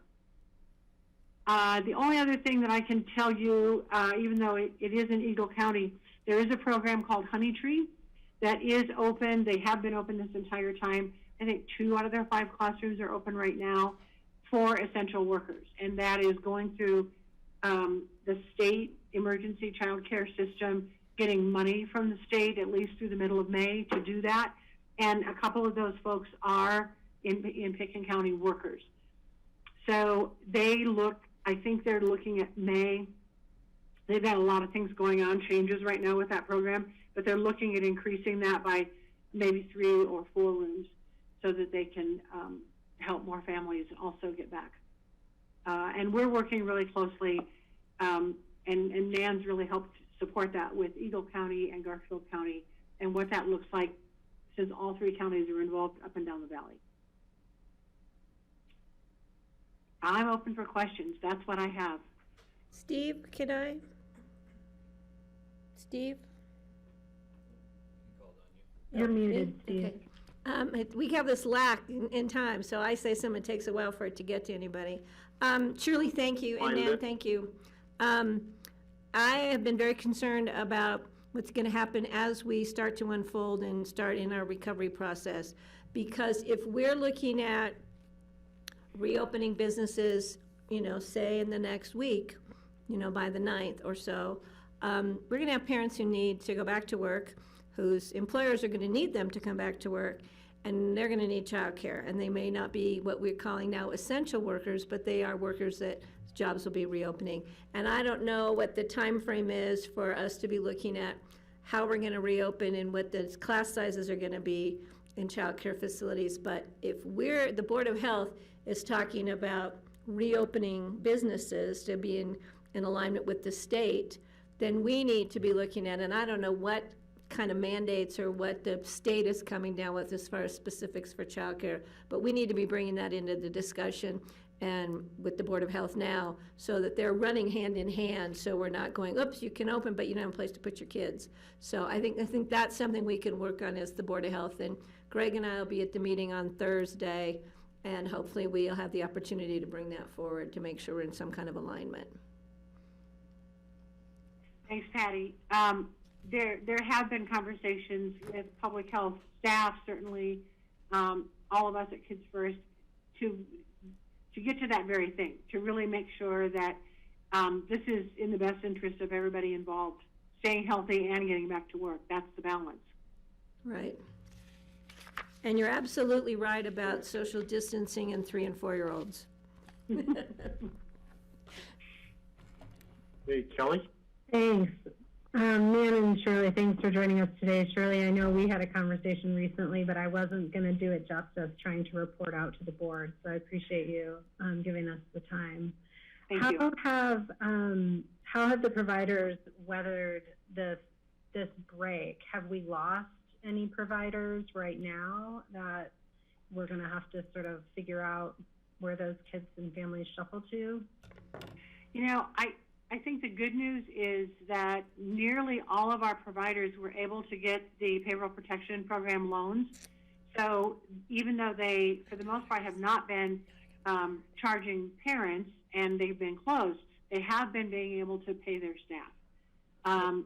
There's been a couple that the staff have gone on unemployment, but job attached.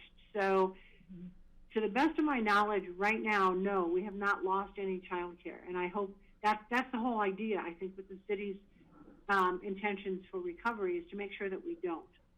Mm-hmm. In fact, some of the providers are getting very creative about, you know, even if they've got small groups, are there other spaces very temporarily during these sort of restrictive orders times that they could care for children in a different setting and get that through licensing and everything in order to still meet the need. Sure. Well, and I'll just offer, I know anecdotally, you know, some parents that I talk to aren't sure they're ready to send their kids back, even when the daycare's, you know, the child care is open and their work, you know, is ready to have them back full time. Thank you for saying that, because I meant to share that too. Several of the individual programs have done surveys of their families, asking them just that. And they fully expected much more pressure for child care to open so that they could go back to work. It was totally the reverse. 2/3 and more of most of those programs that I've talked to have said their parents really weren't pushing. In fact, they were concerned, they were very cautious about bringing their child back, about when they might bring their child back to a group setting in child care. They want to make sure this is it's all good too. Good. Well, I'm glad to hear that, because at least what the state has put out has, you know, pretty restrictive classroom size numbers and processes that are going to be tough for people to meet. And so the willingness to, you know, continue to stay at home and work from home and keep your kids at home might help kind of that tiered reintroduction for everyone. So thanks, I appreciate that. Steve, thanks, Kelly. I think that would be great. Steve, can I add to that, please? Ready? Yeah, Kelly, I appreciate that. And, you know, it's well documented, the gap in childcare that we've had locally, regionally, statewide. And I think my hope would be that we don't further impact that at the end of the day. I think it's great that some daycare facilities, not all, have taken advantage of the Paycheck Protection Plan. And I think that they are, you know, we're always trying to gain qualified teachers and preschool directors, and I don't want to see those people be lost in the mix, move on to other career paths because of our reduction in numbers. So I hope that we can get things back up to speed and children where they need to be, parents where they need to be, and those providers safe also. So thank you again, Shirley. I appreciate the information. Thanks, Patty. Yeah, likewise, really appreciate the update on that. And I do think it's critical if working parents are to go back to work, somehow we need a means to take care of their kids safely and not have the kids transmitting the virus amongst each other and then taking it home to families that are healthy right now. So that's going to be a tricky tightrope to walk there. Yep. Okay, any other board comments? No, just thanks again for bringing it to us. Right. So thank you, Shirley. Thank you, Nan. Thank you all. so let's move on to, let's do the APSA board report. There could potentially be people watching who want to hear this. So we'll do that one next, and at some point we'll go back to the agendas. Okay, I'll start it, and Kelly can fill in, but I really don't have a lot to report because it was part of our strategic planning process. And just to begin, this was a virtual retreat. We had about 10 participants, and it went extremely well. And I think that was due to the fact that we had a great facilitator, Stephanie Zaza, and she was really well prepared and planned out exactly what needed to be done. So that's something to think about as we think about our EOTC retreat. We had some really tight parameters in terms of what we were going to discuss, and it flowed really well. So what we talked about was in the strategic plan, and we talked about, and what we did was we revisited our mission statement, we revisited our vision statement, we revisited our values that we had discussed at our September retreat, and we came up with a maximum of 5 goals. And that work now is back in Stephanie's court and staff's court in terms of editing and wordsmithing the mission statement, the vision statement, and those goals. And that will come back to the APSA board for discussion, I believe at our next meeting, which is not next Wednesday, but maybe it's next Wednesday. I'm not sure, Kelly. But what was interesting is that in terms of the 5 major goals, we were able to prioritize, the board was able to prioritize what was most important in the short term. And coincidentally, they were the same 3 priorities that the board came up with during our September retreat. And that was to revisit our IGA, the governance model. We still haven't quite completed that. It was to look at our capital reserves in terms of coming up with some policies for that. And it was also to look at overall the revision of the guidelines that the APSA board has been talking about for the last several years and looking at policies. So that's pretty much what we got accomplished. It was very productive, but I don't really have any specifics to tell you yet because the plan is still being worked on. And I'll let Kelly add in. Yeah, thanks. Yeah, it really went really well, and I think all in all, there was a lot of congruence among the APSA board members. I'll just read the list of values as that'll show up in our draft, and those are public trust, customer service, transparency, accountability, efficiency, effectiveness, and innovation. And I would just note that I think probably the biggest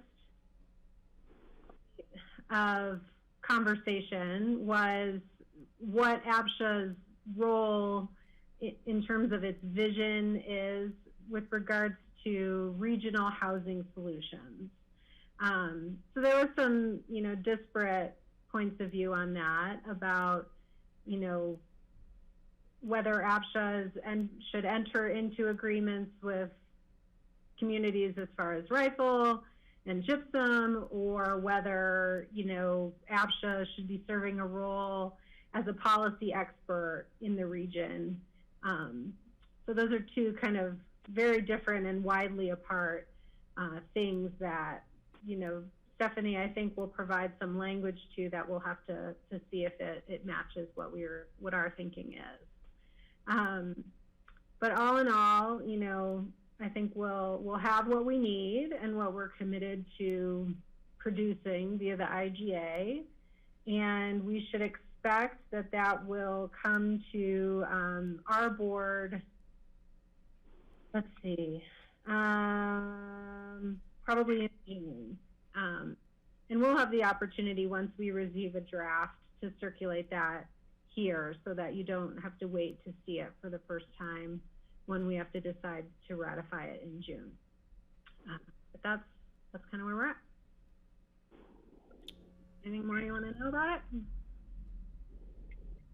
Okay. I'll offer that, I think that the success was really directly related to the preparation that had been done ahead of time. So, Stephanie prepared some questions for us to be thinking about as part of our agenda materials, and then also really came with her PowerPoint slide deck already pre-populated with information for us to work from and to generate the conversation, and then to be able to add into it as we discussed, so that everyone could see what was being put down, to see that their contributions were being included.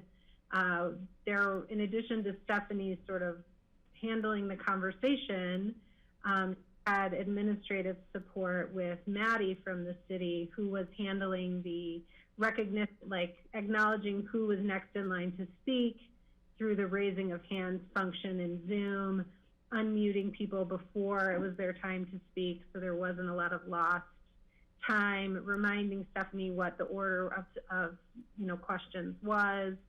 So just, I think those structural elements added to moving our work along and having a really productive 5 hours together.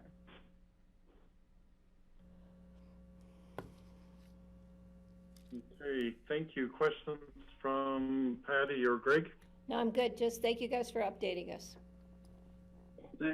Thank you. I did have one, just been getting some comments from people who are in APSHA now. Has there been conversation about rent relief?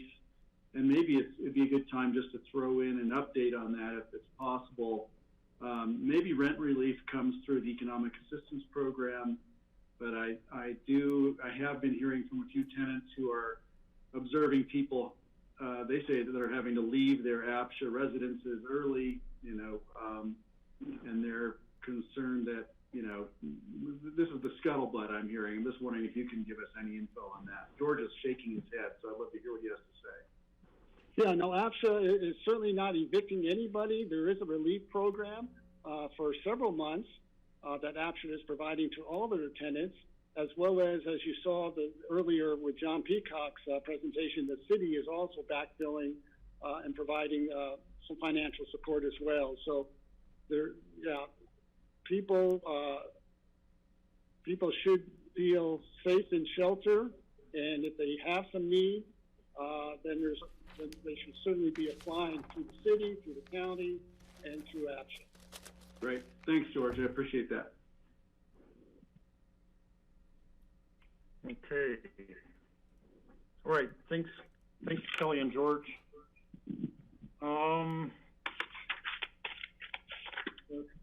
Future agendas. Let's do our future agendas right now, and then that can lead into the board open discussion items. We have a break listed in there, but I think people can take your break if you need to, just while we're talking, and we'll get caught up on our time. So, John, is there anything on future agendas that you have? Just two quick items, and then I'll bet you Patty has a list. But the first is next week. Obviously, we'll be adding an item to talk in more detail, particularly about the box it in kind of strategy and what we're seeing as kind of the needs and budget impacts over 2020 and 2021. With those, we'll probably, just given, I'm always optimistic about how long these conversations are going to take.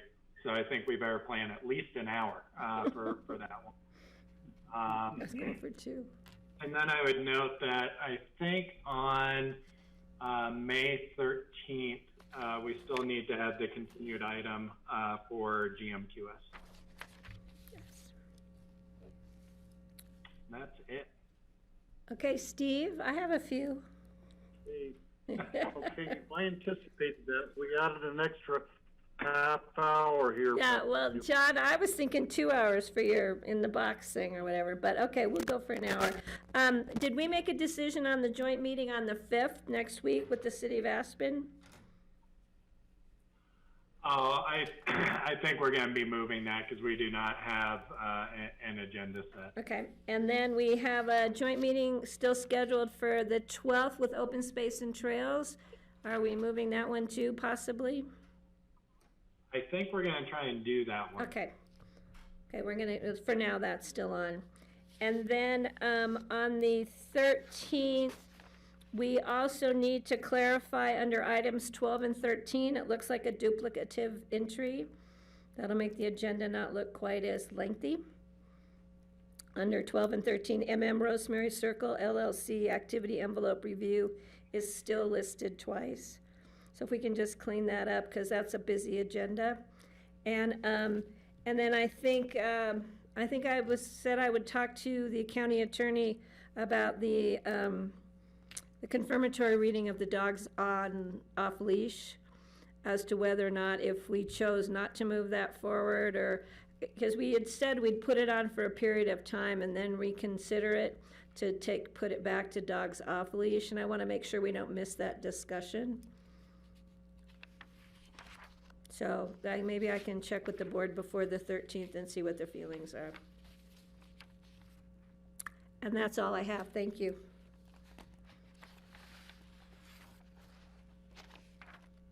Okay, does anybody else have any items?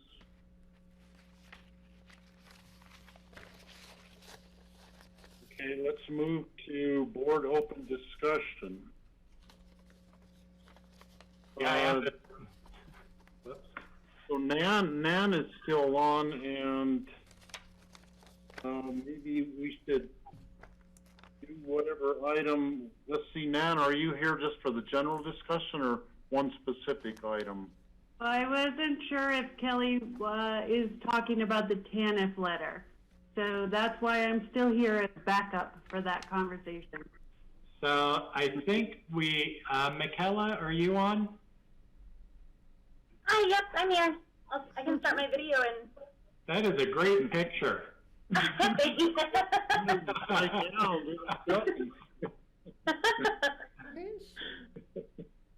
So, Michaela, I think you've got two letters. One of them is the TANF letter, is that correct? That is correct. Okay. Hi, it's good to see you. I haven't seen you for months. Wow, I know, it's been some time.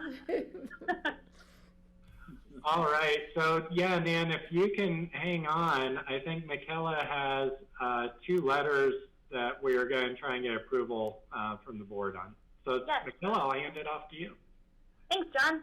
So I will start then with Greg's letter, and this is a letter on, let me pull up my notes on this. So this letter is in regard to the Colorado Oil and Gas Conservation Commission.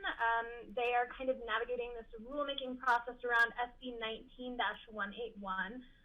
This was a piece of legislation passed in 2019 that essentially ensured that oil and gas development and operations in Colorado are regulated in a manner that protects public safety, health, welfare, and environment and wildlife resources. And so throughout this COVID-19 crisis that we're experiencing, there has been a push to end or just put a halt to any sort of rulemaking. And so the ask to the county commissioners is to commit to the process of making strong rules of a statewide application rather than pausing the rulemaking. And so I believe so CC4CA has already drafted a letter, and there's sort of three different ways that you, as county commissioners, can voice your desire to continue the rulemaking process for Colorado Oil and Gas Conservation Commission. And the first would be just to submit written comments as elected officials. You can sign on to the pre-written letter, which, Greg, I don't know if you have sent this out or if any of the other county commissioners has viewed this letter yet. I can certainly pass this along, but it's a really nicely written letter on behalf of you, the county commissioners, who you can sign on to this, and just addressing that you find that it's appropriate to continue rulemaking in this time and not to halt the process. Hey, Michaela, we're losing you there. If I could get Any you questions? to, if I could get you to just repeat your last sentence there, know. that'd be awesome. Yeah, of course. So I don't remember where I left off, but essentially there's 3 ways that you as county commissioners can lost my notes. That you can be involved. So you can either just directly write comments or submit written comments. You can sign on to a pre-written letter, which I was questioning to Greg. I don't know if you sent that letter out to the commissioners, or I'm happy to send it along. Yeah, Kelly, I see your hands up. Yes. Well, Kelly. Yeah, thanks. I just want to add some information because receiving the same request, I had reached out to Laura in the attorney's office because she is handling a lot of our participation in these rulemakings and et cetera.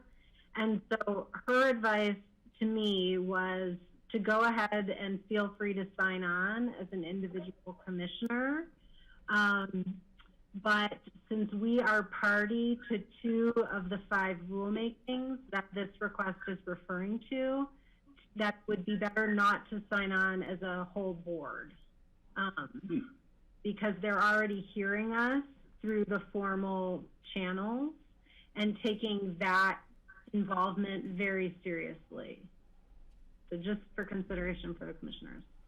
Great, thanks, Kelly.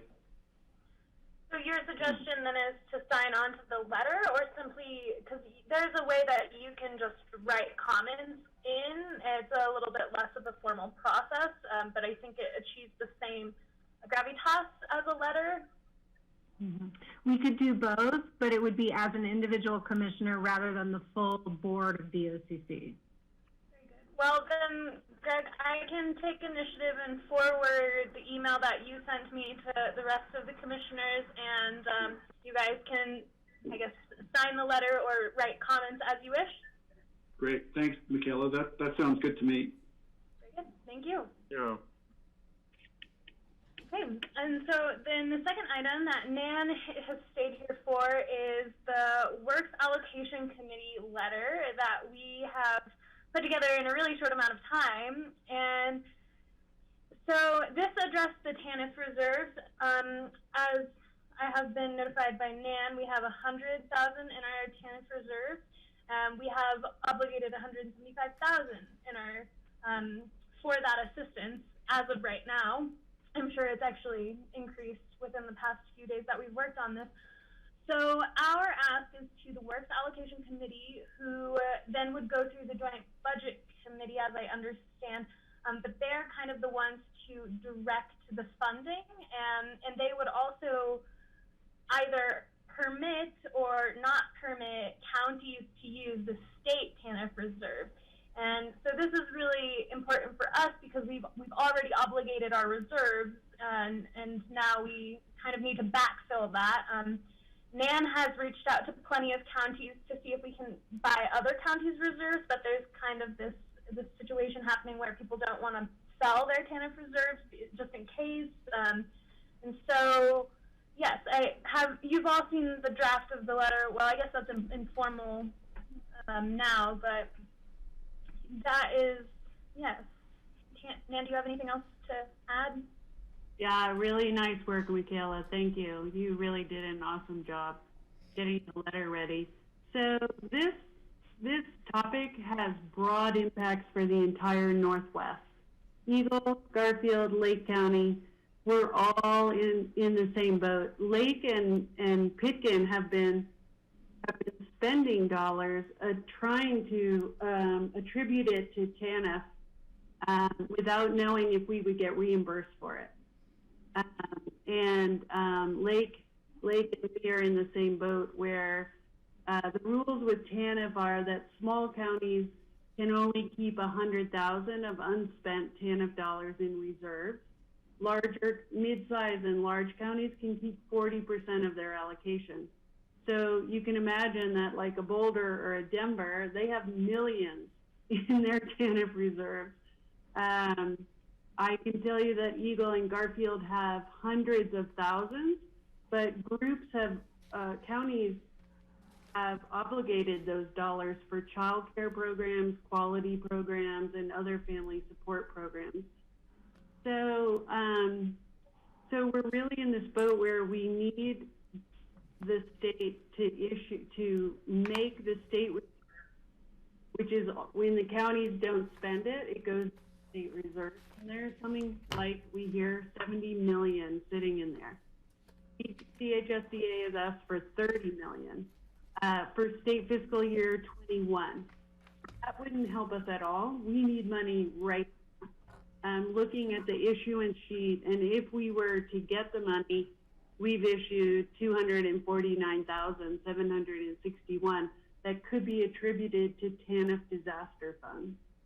I did get a call from a county that they are willing to sell us 100,000.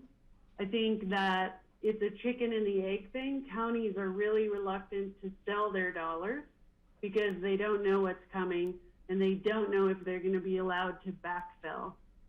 It is risky for us to spend our entire reserve, but clearly that's what we've done because we believe we're going to be lucky and we're going to be able to buy more.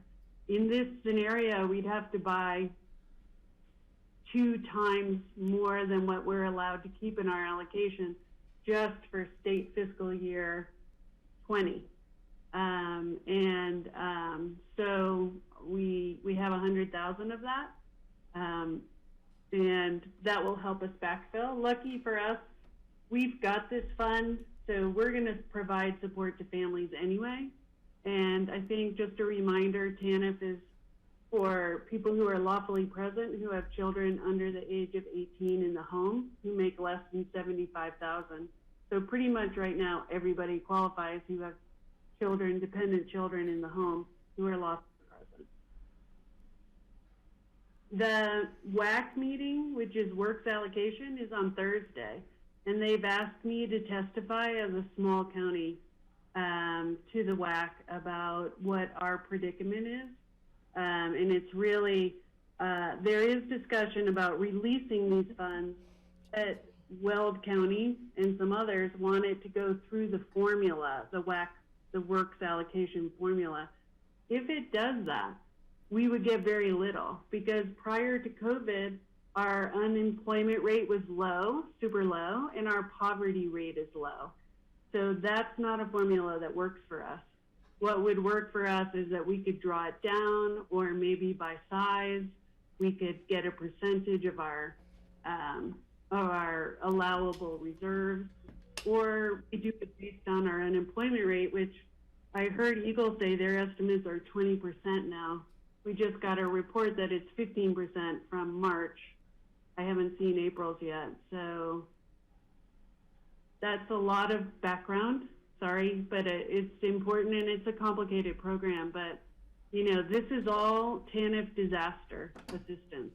This is not TANF diversion for families that need to find work. This is just disaster.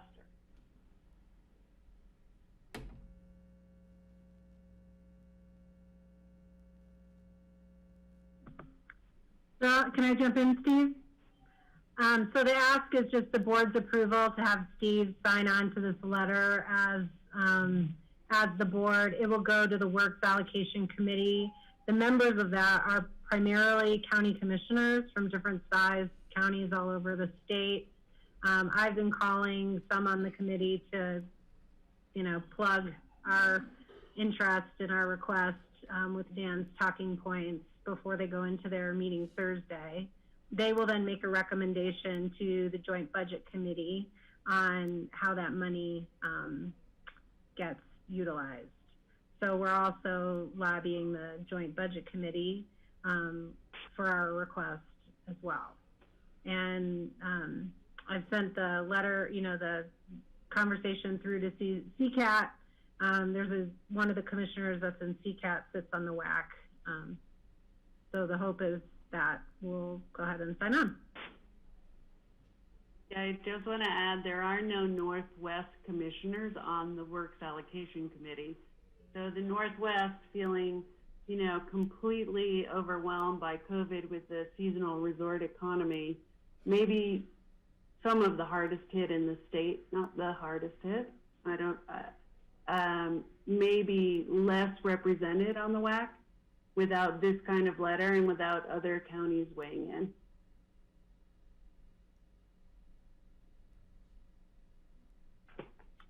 Okay, commissioners, we could do a thumbs up. I'm certainly willing to sign on to this.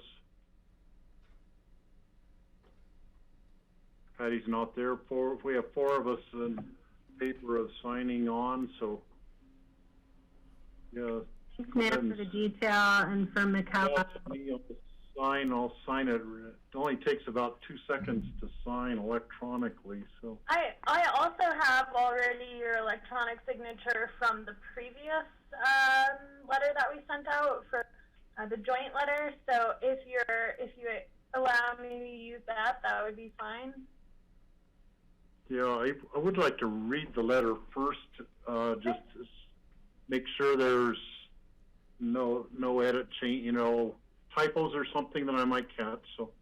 Sure, yeah. So I'll send that over to you, and I'll send the Word version to you so you can make any edits that are appropriate, and then I'll put it in a PDF form to send out to WAC. Okay, sure. All right. Thank you. Thanks, Dan. Thanks, Michaela. Bye.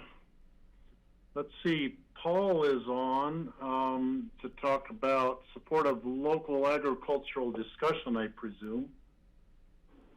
Paul, Hey, welcome Steve, to our meeting. Steve, that was actually me. I just invited Paul to join in because he's so tuned in with our local ag. But I was going to give a quick report on the discussions I've been having, activities I've been involved with. Paul's been part of some of those links, and I'm sure he could weigh in a little bit. The situation, as I understand it, and what generated this is that I had heard that our local agricultural community within 100 miles here in the North Fork Valley we're really approaching a decision point this spring, right about now or the next week or so, on whether they should scale back or shut down in response to the dearth of restaurant orders for produce, as well as the anticipated reduction of farmers markets, especially when they were concerned that our Saturday market in Aspen, which is the key economic generator for our local ag, that's where they make their money, is in our Saturday market. There was unequivocal that that's where the money's made. In response to that, they're thinking of shutting down, like just not planting or scaling way back. And that just seemed to several of us as the opposite of what might be doing if we're looking at food security issues going forward. And so a group of people gathered to talk about food security issues. And with that in mind, I wanted to say that somebody pointed out that this valley produced more potatoes economy back in the day before Idaho went to industrial farming. We do have agricultural capability here, and just some highlights of this information regarding the farmers markets. The CSU Ag Extension Service economist told me on a call yesterday that there has been nationally a 30 to 35% uptick in demand for locally produced foods, CSA memberships, farmers markets. Business is actually up, and the demand is going up.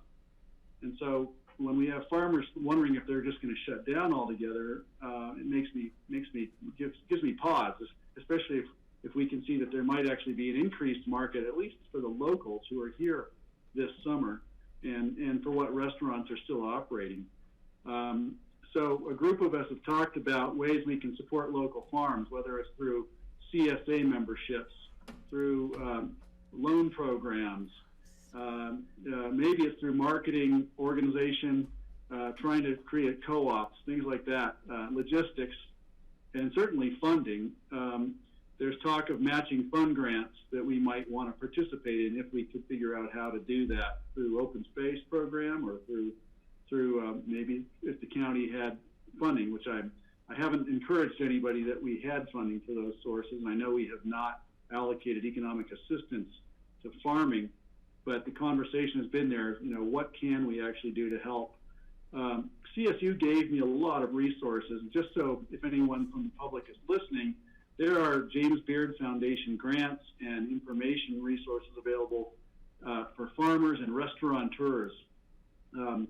We've got a Colorado Farm and Food Systems Respond and Rebuild Fund with a website that we can share through CSU. There's a farmer's guide to direct sales software platforms. There are already email or web-based website platforms and templates available if we wanted to turn a farmer's market into an online platform for online ordering, curbside pickup. A lot of the heavy lifting has been done, and these policies and programs for farm markets exist now in other states. I've talked to relatives in Georgia and in Tennessee who say the farmers markets are really interesting now. People are ordering online, paying online, and then they do a curbside drive-by pickup of their produce. And so the farmers markets are still thriving. We've got the National Young Farmers Coalition has put together comparisons of online platforms, direct sales platforms. So what we could possibly do is help with resources to get our local ag economy organized and cooperating with online programs. Also, there's they sent me a 2-page federal assistance to support U.S. producers resources. There's a program called USDA Farmers to Food Box program, and they're putting $100 million a month into fruit and vegetables, $100 million a month into dairy, and $100 million a month into meat products. And those RFPs are open now. So there are resources available to restaurants, to local ag, and I'd really like to see us involved in them. Additionally, they sent me resources on emergency meal programs, and Nan certainly knows about some of these. I know Sam Landercasper is working on them. There are many restaurant or grocery stores and cities in the state using the Double Up Food Bucks program, so people can get I guess it's a coupon to buy groceries, and if they buy, they could apply to buy a local or locally produced and get twice as much. They could actually double their purchases by using these Double Up Bucks, and that could be applied to local ag. There are databases for local Colorado Proud products. There are resources for buyers and growers to get together to find each other. And there are tracking mechanisms for local and regional food systems. And there are other sources for public health and food safety information for farms. So I think the gist is, if we can really support, and I think the city would cooperate and be enthusiastic about this, support up our farm programs this summer and our farmers markets this summer, so that our local agriculture actually have a market for their products. Maybe we'll see them at least maintain, if not grow, their business rather than reduce it and go out of business, as some had said.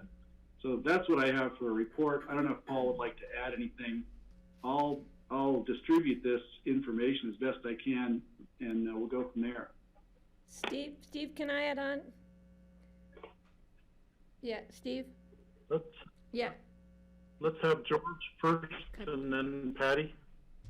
Yeah, I was just going to comment, Greg. You may or may not know this, but my neighbor just down the road here, Two Roots, they have more than double their CSAs, probably close to triple their CSAs at this point, which is great. And they are in full production, and so because they knew that they probably would not be utilizing the farmers markets that they have in the past, but they're able to Harper's been able to compensate for that through an extraordinary CSA program and really up her production. So when we talk about local farmers, we're only talking about a handful in Pickens County, and I think they're all doing really well. But I think having those resources are great. The only other thing I would say is that it's a national disaster, again, with the current administration, that we're seeing milk flow down the street and tomatoes being trashed into the landfills because there's no resource, no plans to be able to distribute all this food that's just being wasted nationally, which is just a crime. Thanks, George. Patty? Yeah, so Greg, sorry I had to grab a phone call, but thanks for bringing this up again. Greg and I talked briefly. I never got any information you were going to send on to me from was it Rebecca? I'm waiting for it. But anyway, I did just get a thing from Megan with the Roaring Fork Farmers. They've already been in touch with USDA. USDA has a lot of programs right now, including just a lot of opportunities. But George is absolutely right in talking with Casey Piscura with High Mountain Seeds. You know, they are seeing this boom in people, and it's once the restaurants start, you know, because a lot of these young farmers, sustainable farmers, their products go right to restaurants. But I think we definitely need to work with the city on creating was laying there last night figuring out a walkway through the downtown Saturday market, how you could funnel it one direction and you could count people coming and going and only allow so many people to pass through, and just really emphasize the sustainable food markets through there, just to get that perishable product to the people who need to eat. And I think we'd see a boom in the market for locals that were down there buying the products. So I think that's really worth a conversation with Kathy Strickland, who organizes the Saturday market, and then maybe with the people who organize the Basalt Sunday market too. They have a lot of good ag stuff there. So I think we need to definitely support that and do the best we can, because I think not only does it help feed people, it helps those sustainable farmers, which we take great pride in with our open space programs. So thanks, Greg, for bringing it forward. Steve, I did want to remind that Paul Holsinger did call in. If you want to, if Paul has something to say, you might ask him. Yeah, I was just going to call on Paul. Your name's up. I think you're still connected here, Paul. I'm here. Yeah, since I'm here, I've been working with all the local farmers around our area and with our local food council. And there's a lot of really unique ideas getting floated around. And just listening to the conversation, I think I'll just keep an ear out with them.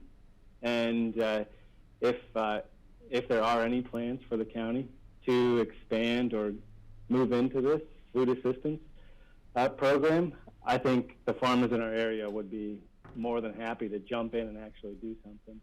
But in the meantime, I'll just kind of keep an eye on what's going on, and if things start looking dire, I'll let you guys know. But yeah, they've been seeing a lot of really good interest. It's been really creative out there for all the local producers, and they kind of come together, and they're trying to figure out how to make it work for everybody at this point.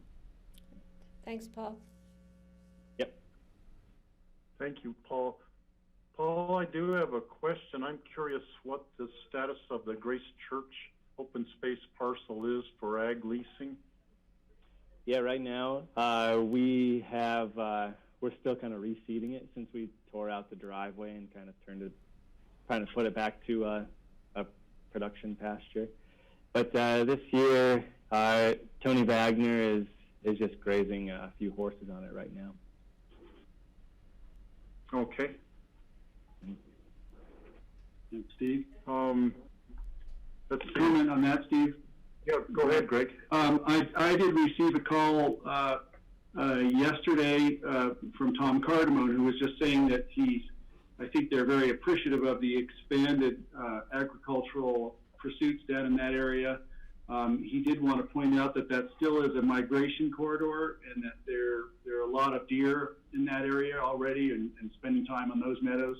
And he's concerned that if we rush into promoting and bringing up local ag, that we also are thinking about the existing migration corridors and how we can accommodate them as well, just to keep that in the back of our mind.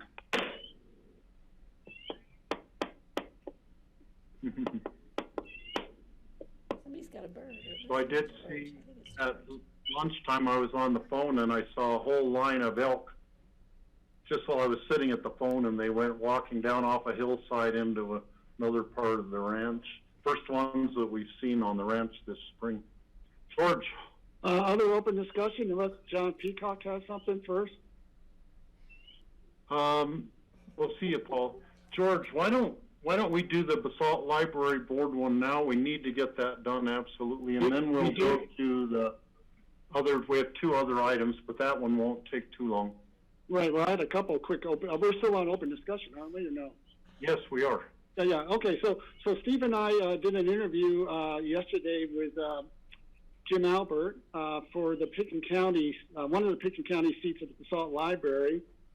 He's a longtime loco, former attorney, and has some really good views in terms of the importance of the libraries, certainly the Basalt Library.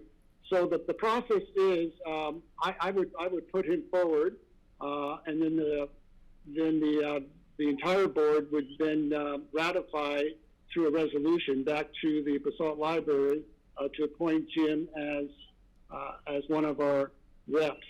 And it's a 3-year term.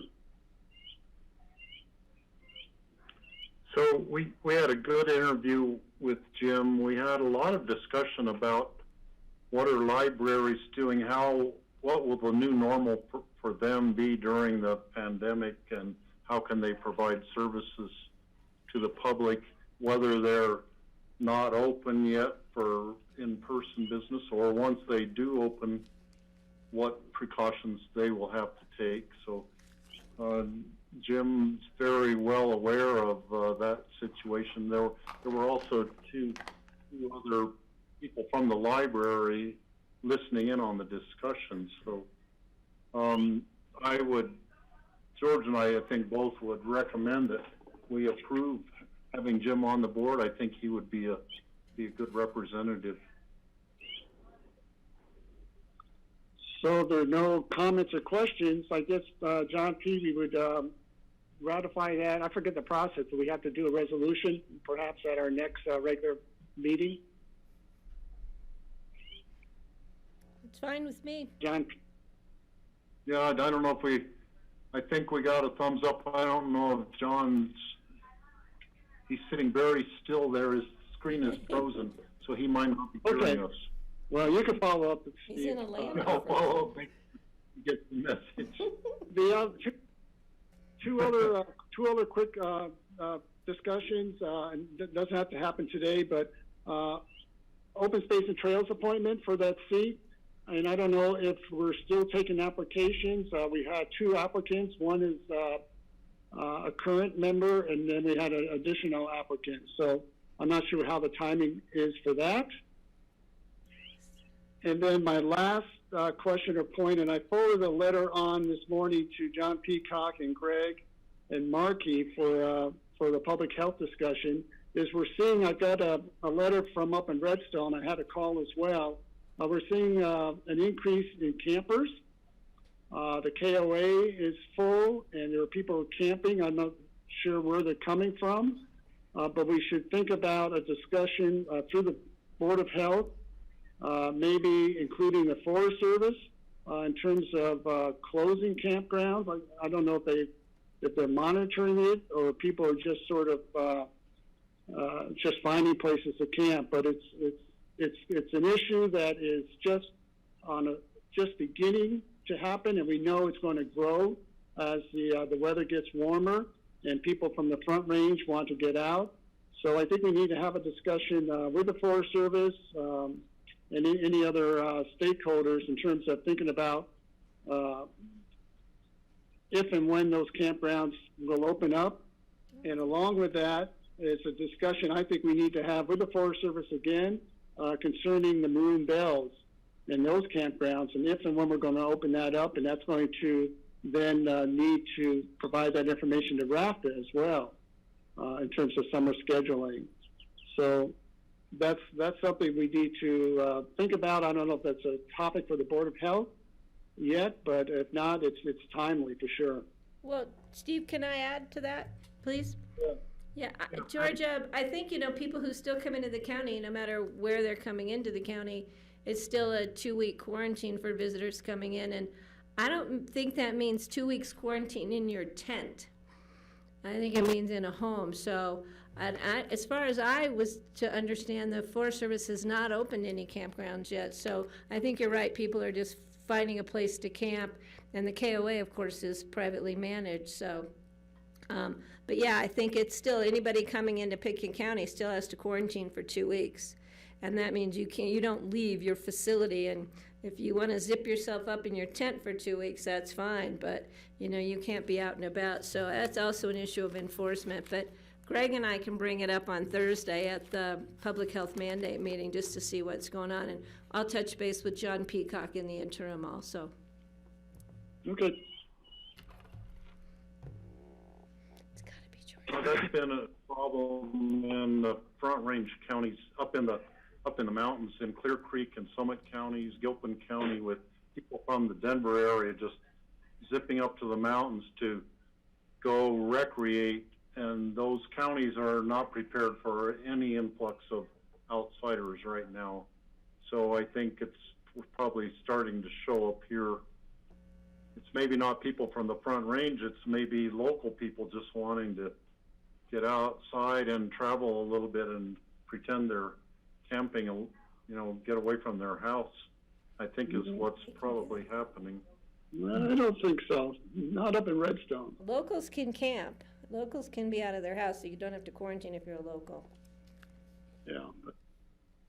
I'll just offer, there's three stakeholders that I'm hearing, the KOA, then, the Forest Service, says on their website that all of their improved recreation facilities and sites, including campgrounds, are closed until May 31st, all throughout the White River. But BLM does not have the same prohibitions. So you have the Forest Service, BLM, and they're being handled the same. Right, right.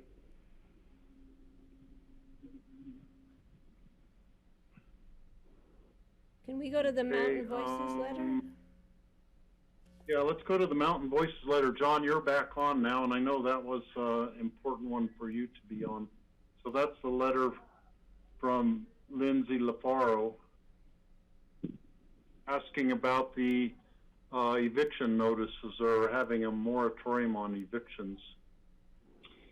Yeah, and so, and I believe, I think John Ely was going to be on this one also. I can't see if he's on or not. Yeah, I just got on, John. Oh, awesome. Thanks, John. Appreciate you being here. Yeah, so, as I previously noted for the board, there was an executive order issued that gave us, through the Treasurer's Office, the authority to not process foreclosures through April 30th. And in my discussions with John Ely, there's also been direction through the 9th Judicial District. But I think the real question the board had was, do we have any authority beyond that? And so I asked John Ely to be here for this open discussion to talk about that.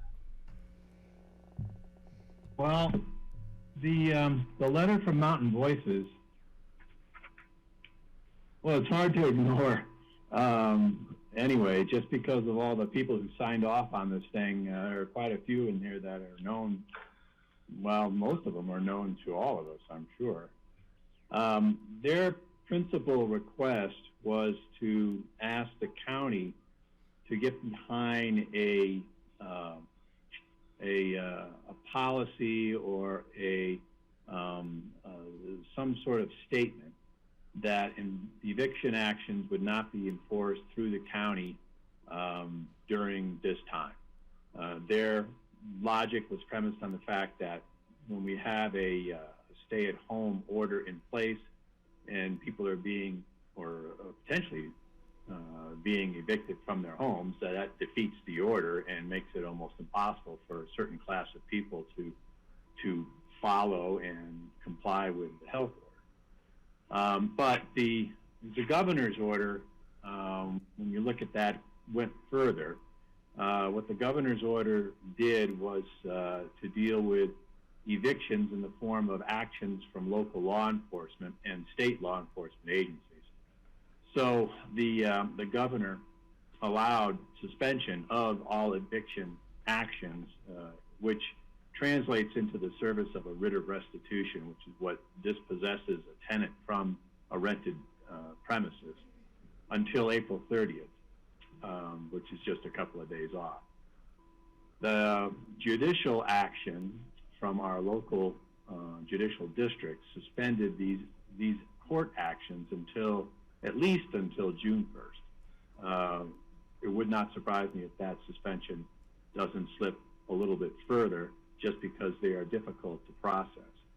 The upshot of that is that residential evictions are not something that are being acted upon. However, the strength of it rests with the judiciary and with the governor's office, and the governor's office is not, or at least up to this point, has not taken any action to extend the executive order. I would take from the Mountain Voices letter that it's, although it's directed at a couple of different actions the county might take, the actions that the county might take are not quite as strongly founded when the governor's executive order goes out on April 30th. So if there was action in regards to eviction that the county wanted to take, be in the form of advocating to the governor's office that the terms of his executive order be extended past the April 30th deadline. Now, the governor also did a couple of other things. In addition to evictions, the governor authorized public trustees to suspend actions through the application of a couple of particular statutes of foreclosures that would be requested and brought by the beneficiaries of deeds of trust. The trustee is to publicize this on the county's website or the trustee's individual website, and can take advantage of this this governor's executive order in regards to foreclosures, but that too expires on the 30th. The third aspect of the executive order was a suspension of any interest or penalties that would accrue from late tax payments. So if someone paid taxes late on personal property or real property, and there were resulting interest charges or penalties, those interest and penalty charges could be waived by individual county treasurers. The odd thing about that particular aspect of the governor's executive order is that it went into effect, I forget, the beginning of March, I forget the exact date, but it too expires with the same executive order that deals with these other topics at the end of April.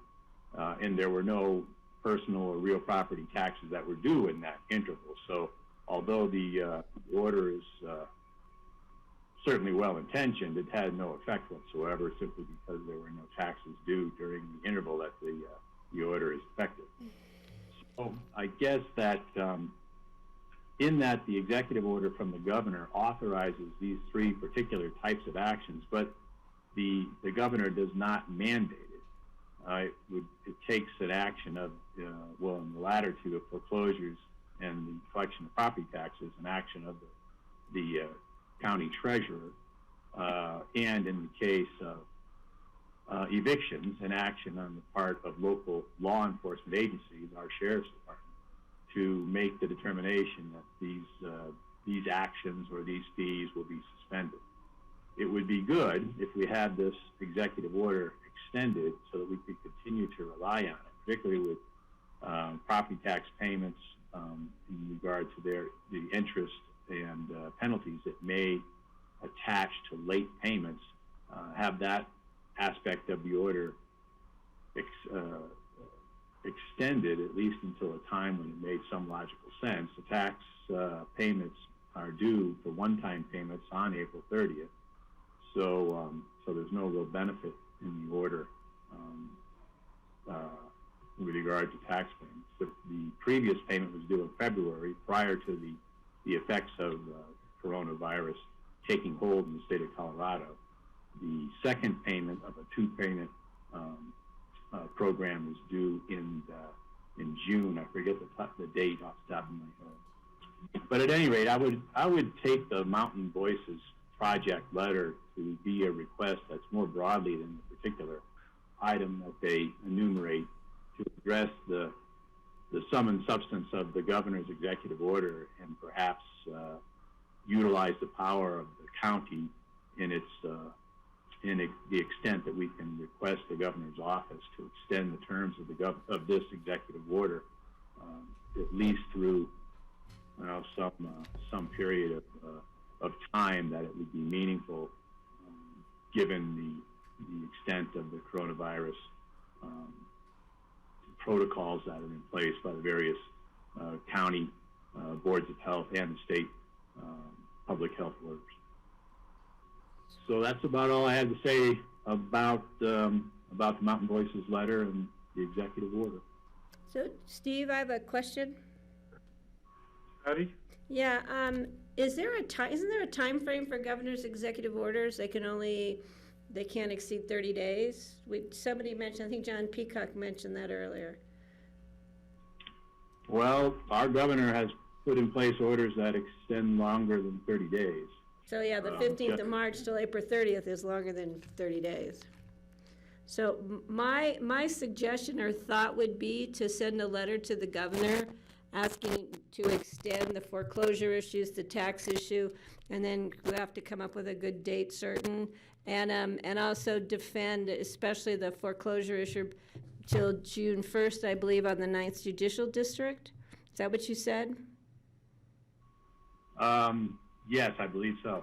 Well, we could coincide that with the 9th. It makes more sense to be consistent with what's going on locally. But I don't have a problem sending a letter to the governor. Even outside of Mountain Voices sending us a letter, I think it makes more sense because people are still feeling the hit of the coronavirus, and we don't know, and they need a little time here to recover. So I'd hate to see us give them, a week or 2 weeks or even a month, and then find them in the same situation. So I would support doing a letter to the governor asking him for an extension.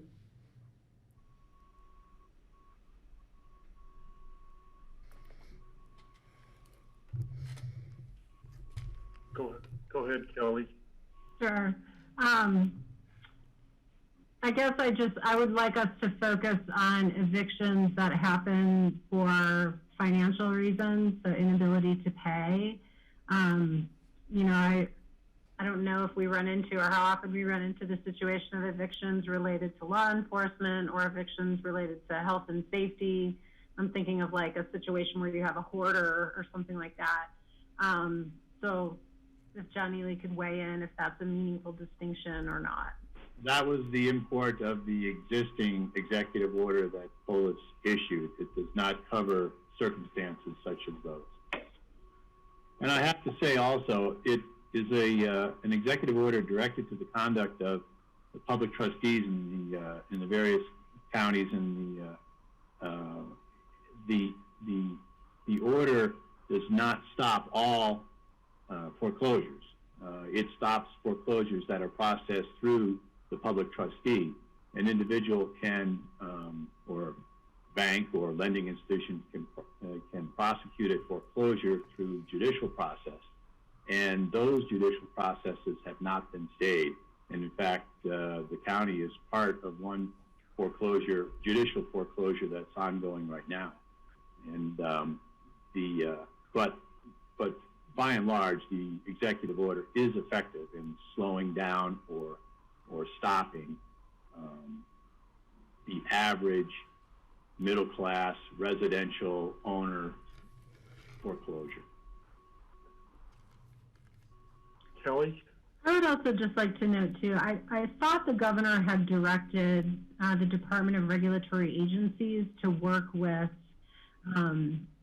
national banks and lenders on mortgage relief, and I haven't seen anything to that effect. So I don't know if it would be meaningful for us to add something along those lines.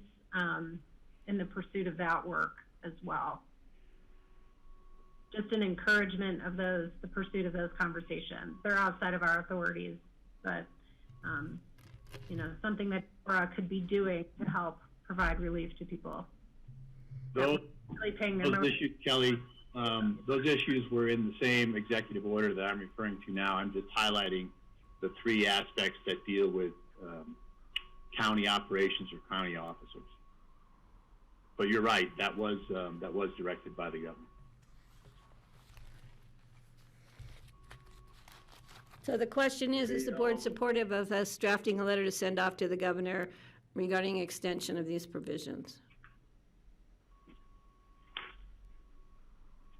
Yes, and I mean, I would agree with sending a letter to the governor and using, you know, probably some of the same language from the Mountain Voices letter as our support. So do we have thumbs up from the rest of the board or further comments? In support? Okay. Yeah, George is. So let's see, who should draft that letter? That's the question. I'd recommend John Peacock work with John Ely or maybe staff. Yeah, well, why don't you just throw it back at us and we can work through Brian McKella or. Perfect. Okay. Okay. The last and the biggest item we have for open discussion that I'm aware of is the courthouse security discussion. And we have several people on the call to participate in that. Is Ron here? We got Jody right here. So, and I don't know if Jody is. Is Ron I don't know if Jody is coming. Jody's here in the room, Steve. Oh, she's there in the room. Okay. Mm-hmm. So why don't we have Jody and Ron listed as the two staff people. So Jody, why don't you lead off on this discussion? Thank you, Commissioners. I've been asked to come to you and give you an update on our courthouse renovation project, specifically focusing on the security of that building and kind of where our plans are as we speak. I know I came to you guys about a month ago and we talked briefly, high level, that we were kind of thinking about what that might look like. Ron and I were in conversations about do we have the checkpoint or do we not?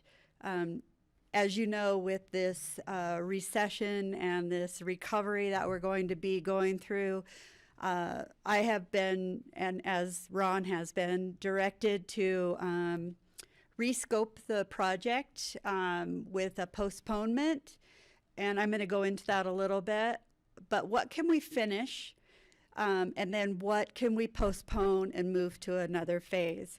So as of today, we are about 95% complete with phase one, which included the main level, the security access control, the half of the garden level, which is a courtroom. So that's kind of where we're at. Phase two is now going to be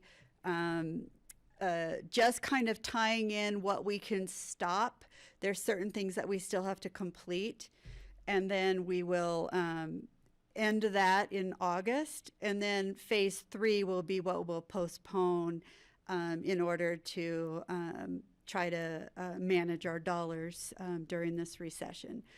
So with that introduction, and I think Ron should be on the line, and I saw Judge Ely, glad to see you. So go ahead. So the security update is, I just wanted to take a quick step back and talk about, in 2018, we came before the board and with an issue statement and our design criteria, which was our our issue statement. And again, this was with the courthouse project team, our design team, which included the 9th Judicial, which was Lynn Reed, Tom Franklin. Judge Boyd was a part of that in the very beginning. We also had Bill Brunworth from the District Attorney's Office. We have Joe from probation. We've also had some probation officers in some of those meetings early on. And of course, Jonna from the courts. We've had Bits involved, Ron Ryan, Susanna Reed, who is our historic preservation officer. So we really took this approach to really think about what did we need. And so we identified that the majority of our decision points were based on accessibility for the building. Security screening was also a very big top item. So we continued to work with Anderson Hallis, our team, FCI, to define our design criteria. On the screen here, you can see that number 1 was to maximize security and provide security screening. The second one was accessibility. The third was to minimize impact on the historical material and our visual impact. So now where the city of Aspen also came in on that with our historic preservation and maintaining our appropriate Main Street historical approach and minimizing interior programmable areas. So at the end of the slide, I have some slides that would show the footprint of that, but I know that today's focus is security. So next slide, please. What I wanted to share with you was in phase 1 and phase 2, which would be complete by August 20th. Again, we're just finishing phase 1. Phase 2 will merge these and be complete with all of these items up here. So the detention corridor from the jail to the courthouse will be completed. Jody, we're not seeing Go ahead. the slide on our screen. We're still looking at slide 1. Thank you. And if I go too fast, let me know. You're not going to go too fast. Okay. It'll stay for a long time. Do you have that screen now? Okay, just got it. Perfect. So the detention corridor, that was the snow melted sidewalk that would bring detainees from the jail to the courthouse and back again on a safe corridor, no intermingling with the public. We've completed the detention holding area in the courthouse along with the elevator access point, so that they would then again be secured with the within that elevator. We have not completed the upgrade yet, but that is still part of phase 2. A single public access point into the courthouse on a programmable time schedule. So when this is done, we will have all, and that goes on to the next 2 slides, all of the exterior doors on the building will be locked and alarmed 24/7. Some of the doors will be accessible for employees only. That way we can keep people coming into the front. The front doors also have an ADA lift, so that will be our accessible point, and and people will come up the stairs. All of the access control will be on the suite doors, the meeting rooms, the elevator, so they'll swipe to call the elevator to them with nobody in it. They'll be able to transport up to courts. Security cameras have been implemented and will be managed by the by the sheriff's office. Duress buttons have strategically been placed as determined by court staff or probation. So they're not quite in yet, but once we get the furniture in, that will be done. The agency reception customer service areas all have a barrier between public and the staff. So whether it's a a partial glass barrier with a pass-through or some variation of that. And all of that has been approved by each agency. And the garden level windows have been fortified for security in the courtroom and the detention holding area. The next slide talks about kind of what we have not come to a decision on yet. We have a meeting with Judge Boyd and the design team tomorrow to talk about this. And so I tried to get that meeting yesterday so I would have more of a direction for you today of where we want to go, but we couldn't pull it together because of court schedules. But so there's a couple of items with the courthouse public entrance security checkpoint. We still need to decide based on our available funding, the security needs, again, being the number one focus of this group all along with the commissioners, is do we go ahead and purchase the security equipment and install it? We did get a grant, a partial grant to fund that that equipment, and now that's a little over $11,000. We ran some of the numbers, and it's just over $30,000 for the equipment. Or do we remain status quo, meaning we don't put the equipment in there and the deputies remain out in front of the courtrooms with magnetometers and that, and Ron can speak to that a little more. And if we do move forward with the first option of purchasing the equipment, we have already gone out to bid for the annual service contract to man the equipment, and the sheriff's office and myself are evaluating that contract with procurement now.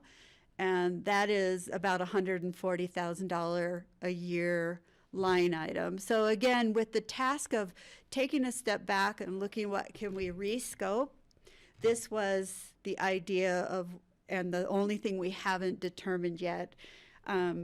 Phase 3, so everything above the main level stairs would not be done, with the exception of the heating mechanisms that have to be done to tie the whole building together. But everything in phase 3, so everything, the stairs, the carpet, the reconfiguring the courtrooms, judges' chambers, meeting rooms on those upper levels would not get done for 12 to 18 months, pending a reallocation from the Board of County Commissioners.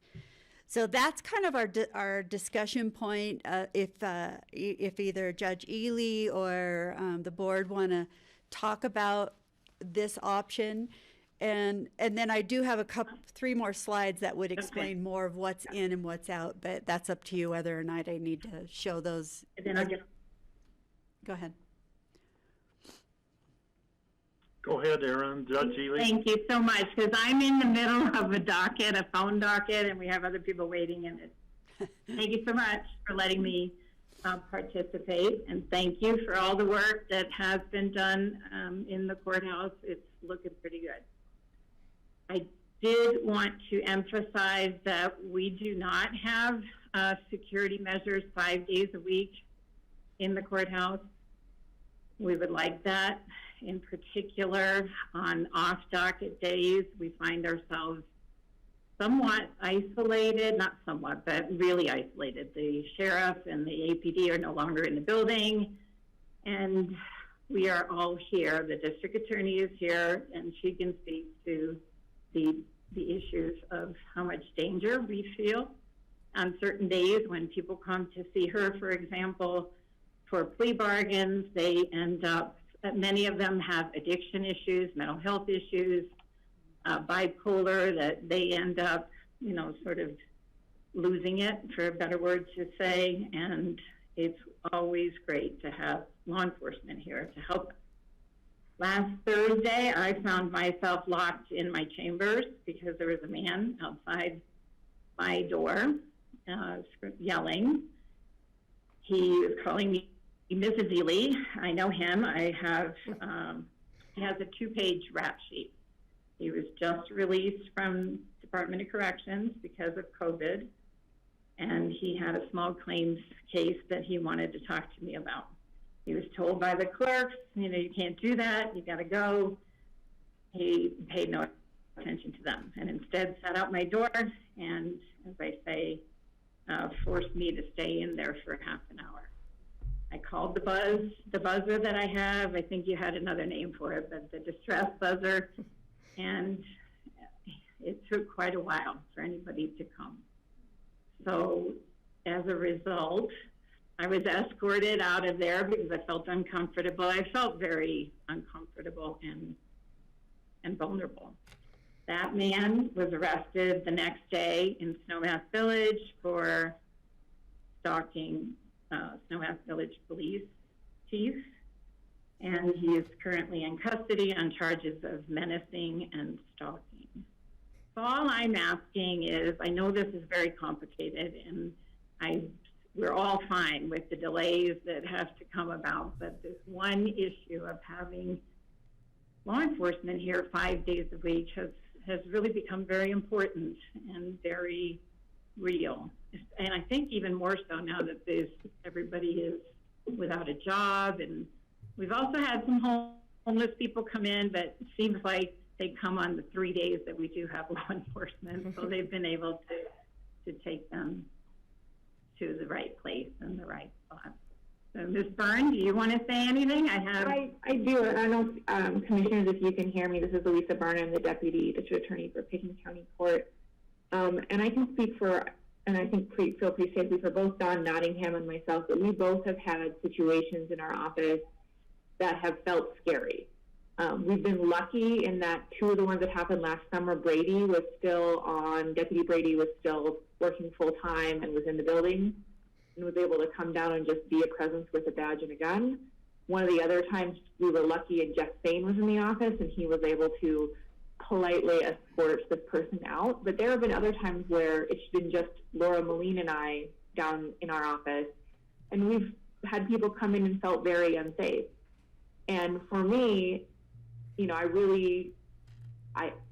I don't know how many other courthouses in the country don't have security. And I know that in our discussions in our office and discussing with Jeff Cheney and with Bill Runsworth about, the importance of security, is that we're all, at least me and Laura and Dawn are all very worried about not having security, because it's not a matter of if someone's going to lose it a little bit on us. It's a matter of when.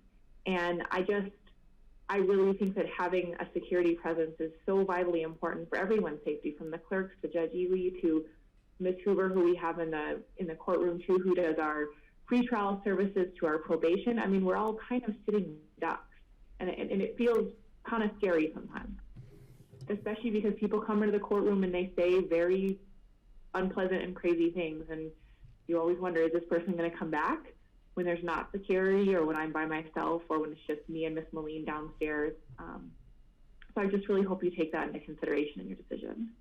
Thank you. Ms. Hoover, anything you want to add? George?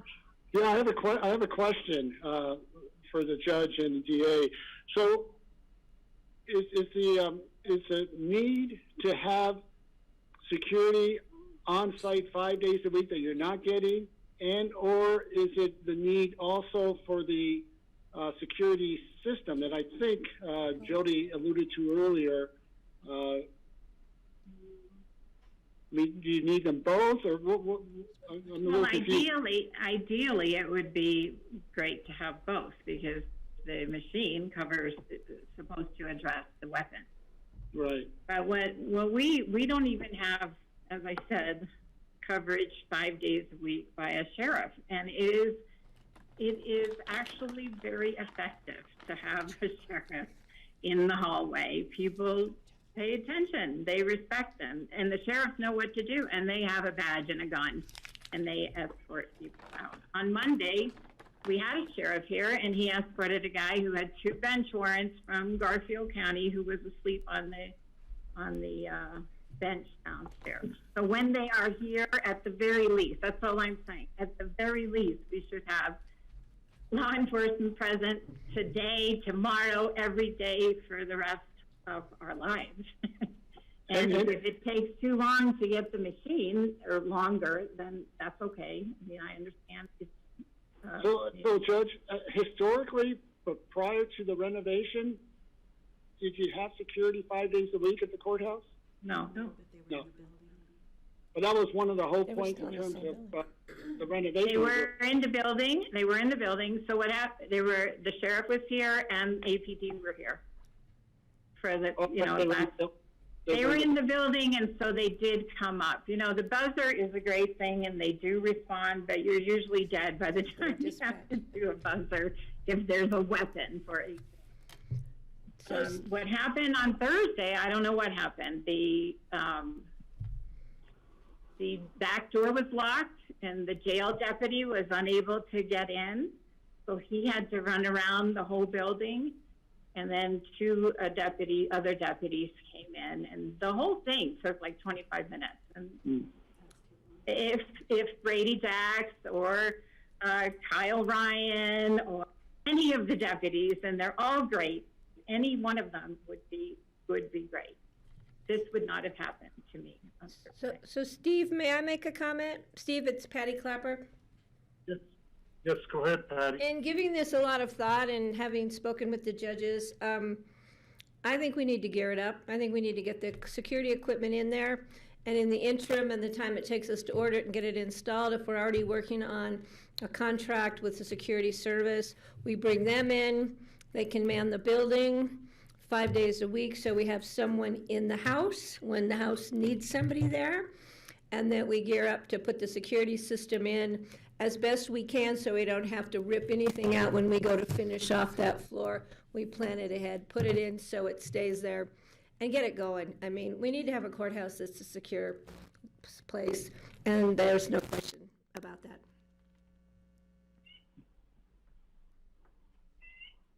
Any other commissioner comments? Ron Ryan. Let's have Ron speak. He hasn't had a chance. They look so surreal with that. My audio working? Yeah. Thank you. Good afternoon, everybody. I think the judge's two examples from this week kind of underscore the issues that tend to occur more than they used to. And the judge is right. When we made changes to the courthouse and we moved out of it, it changed the dynamic a lot. And we continued to operate under our old security team rules. Knowing that we were moving towards the remodel. So we've been keeping everything together with duct tape and popsicle sticks at this point, in the hopes that we were going to be there soon. So we absolutely do support as well. And I never like to use fear as a motivator for making financial decisions. But it is one of the few government buildings in which those types of activities happen today that don't have a higher level of security than what we're providing.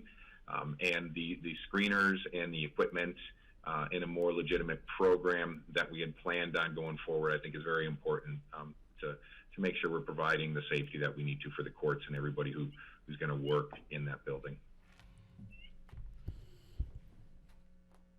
And George, if I may, to Patty's point, the equipment is just a matter of a couple of months out for install. So, and the infrastructure is there, so the data and electric's ready. It's a matter of just ordering it. And then coming to the commissioners with a budget supplemental for that security service. So this could be up and running in a matter of a couple of months, and definitely by the time that we're done with phase 2. And then the whole project can go on pause with the return of the funding that we can for the project. But again, that's completely up to you guys. We're happy to do whatever works for this group. Steve, it's Patty. I'd like to see if we could bring the security guys in sooner than later, if possible. So there's somebody in the house. Let's hear from the others. George? Well, I'm supportive of moving ahead, and my question is, in the lapse of time before we can get the security crew in, Ron, do you have the ability to have a deputy there 5 days a week in the intro? with our current staffing, that might be a challenge. We can certainly make this a priority, and we can see what we're able to do schedule-wise. At the bare minimum, we can work with the judges to figure out what's most important to them moving forward until we can build onto that. Perfect. Thank you. And that can be part of our meeting tomorrow. If we're directed to move forward, then we can just start to wrap up and figure out what that process is with the sheriff's office. Well, and what I think I'm hearing is that sheriff needs more staff. Is that really the bottom line? I mean, it really, I know Ron means well, and he's trying very hard, and is indicating he'll do the best that he can. But I think he needs more staff. I think he needs sheriff to be able to do it. Okay, thank you. Let's have Greg and then Kelly.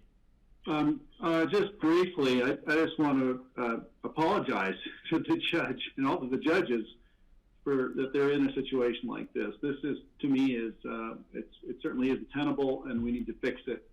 And I support moving forward to fix it as soon as possible. I'm not sure what the numbers look like just yet, but I'm not sure that's the important thing right now. The important thing is to get this fixed. So I'm in favor of moving forward and getting them into a secure place. Whatever that takes now, we've had a chance to look at this. Let's just do it. Thanks. Kelly? Yeah, I'm supportive. I wonder, Ron, if it's possible to collaborate with APD at all, if they can help fill in any gaps. And I'll leave that to you to decide if that's a workable conversation. But yeah, I'm sorry that when people have to go to work and fear for their safety, it's unacceptable. Yeah, we'll do whatever we have to do, collaborations and otherwise, to make sure they feel safe and we have a secure courthouse. Thank you, Ron. Okay, and I would suggest, like we do in the administration building, the door is locked to the public. If a member of the public needs to meet with somebody, they make an appointment and they're let in the front door by the person they're meeting. Maybe that's a way we could have the security right now with not having to have a sheriff's deputy there all the time. There might be times of during a court proceeding or something where it has to be, the door has to be open for maybe a jury to all be coming in which case we could have a deputy there on duty till all the people necessary are in the courthouse, and then lock the doors. Judge Ely. Oh, thank you. Courthouses need to be open to the public. That's a fundamental right that everybody has, and so all proceedings are public, and they need access to the clerk's office. Right now, they have to call in. They get in the building, and because of the virus, they call, and the clerks try to deal with them in that manner. And lawyers are pretty much on their own with respect to filings because they have a system, ISIS, they call it. The locking of the doors, which is what Ron and I talked about, what happened to me on Thursday, because the door was locked in the back, the sheriff wasn't able to come in from the jail. So if we lock doors, we got to make sure they have the access that they need. Anyway, we have that issue. Everything needs to be public, and it needs to be available to the public. They were told not to. Okay. And looking at the budgetary part of this, I would do this project, and if we have to mothball some other project in the county in order to accomplish this, I would say let's do it. I don't want to learn about this in the headlines all across the whole country of a shooting in the Pickens County courthouse where somebody's injured or killed. That would ruin my year. So let's do. I'd say I totally vote for doing what we need to do to finish this part of the courthouse project as soon as we can. And it might not be till August we can get it done, but I think there's ways we can work around that with temporary staffing from the sheriff's department, you know, on an as-needed basis to get us through. Commissioners, I think pretty much all of us have weighed in supporting moving ahead with this. Even if we have to pull off the rest of the phase 3 of the courthouse renovation even an extra year in order to accomplish this, let's do what we have to do. Okay, thank you. We will move forward with the security checkpoint, finishing up that area, coming to you with a budget supplemental for the security team. Sheriff's Office will work on 5 days a week coverage, however that looks. And our access control for the entire building, the new stuff has been ordered, and all the parts are here. It's just about getting the programmers up. So, and the doors. So here's our problem. The actual doors to the building are back ordered because of COVID. So we can't put our new doors on the exterior, so we can't put the hardware on. So we could bring in temporary doors, but I think it's better to wait so we're not wasting dollars to Band-Aid something and then bring it in. So I'm guessing that the doors will not be here till June. They were supposed to be here May 15th, but that's not looking like it's going to happen. But we're definitely on the track and feel really good about our progress and what we can provide to close this up. And we'll work out the details with the design team and Judge Boyd tomorrow on the rest of it. Great, thank you. Thanks, Jody. Thank you. Thank you. Thank you, everybody, so for much. being here on this one. Thank you. You know, All right. we'll support you as much Be as safe. we can, and all of your colleagues. Thank you so much.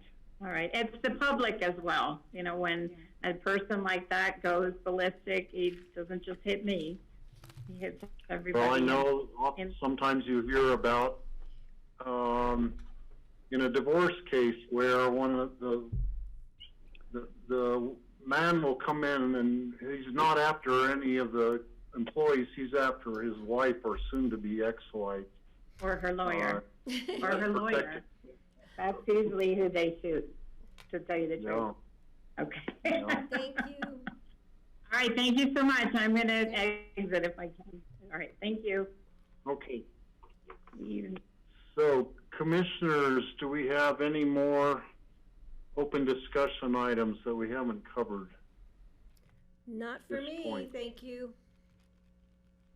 Okay, and John Peacock, when you got cut off, I don't know if you caught the part about appointing Jim Albert to the Basalt Library Board.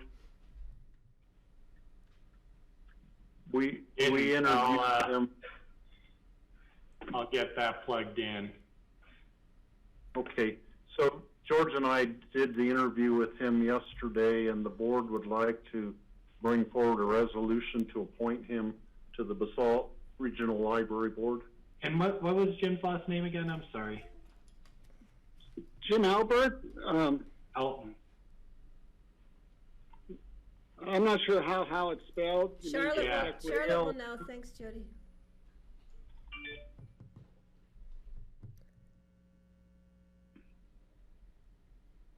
Yeah, thanks. I definitely was off for that. Okay. Okay, any other items that we need to discuss right now? Okay, seeing none, this work session is officially ended. Great. Thank you, everybody. EOTC meeting at 4 o'clock on Thursday. Got it.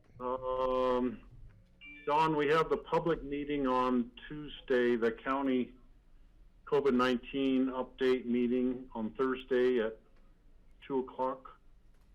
Do you want me or Kelly to be kind of the chair on that again?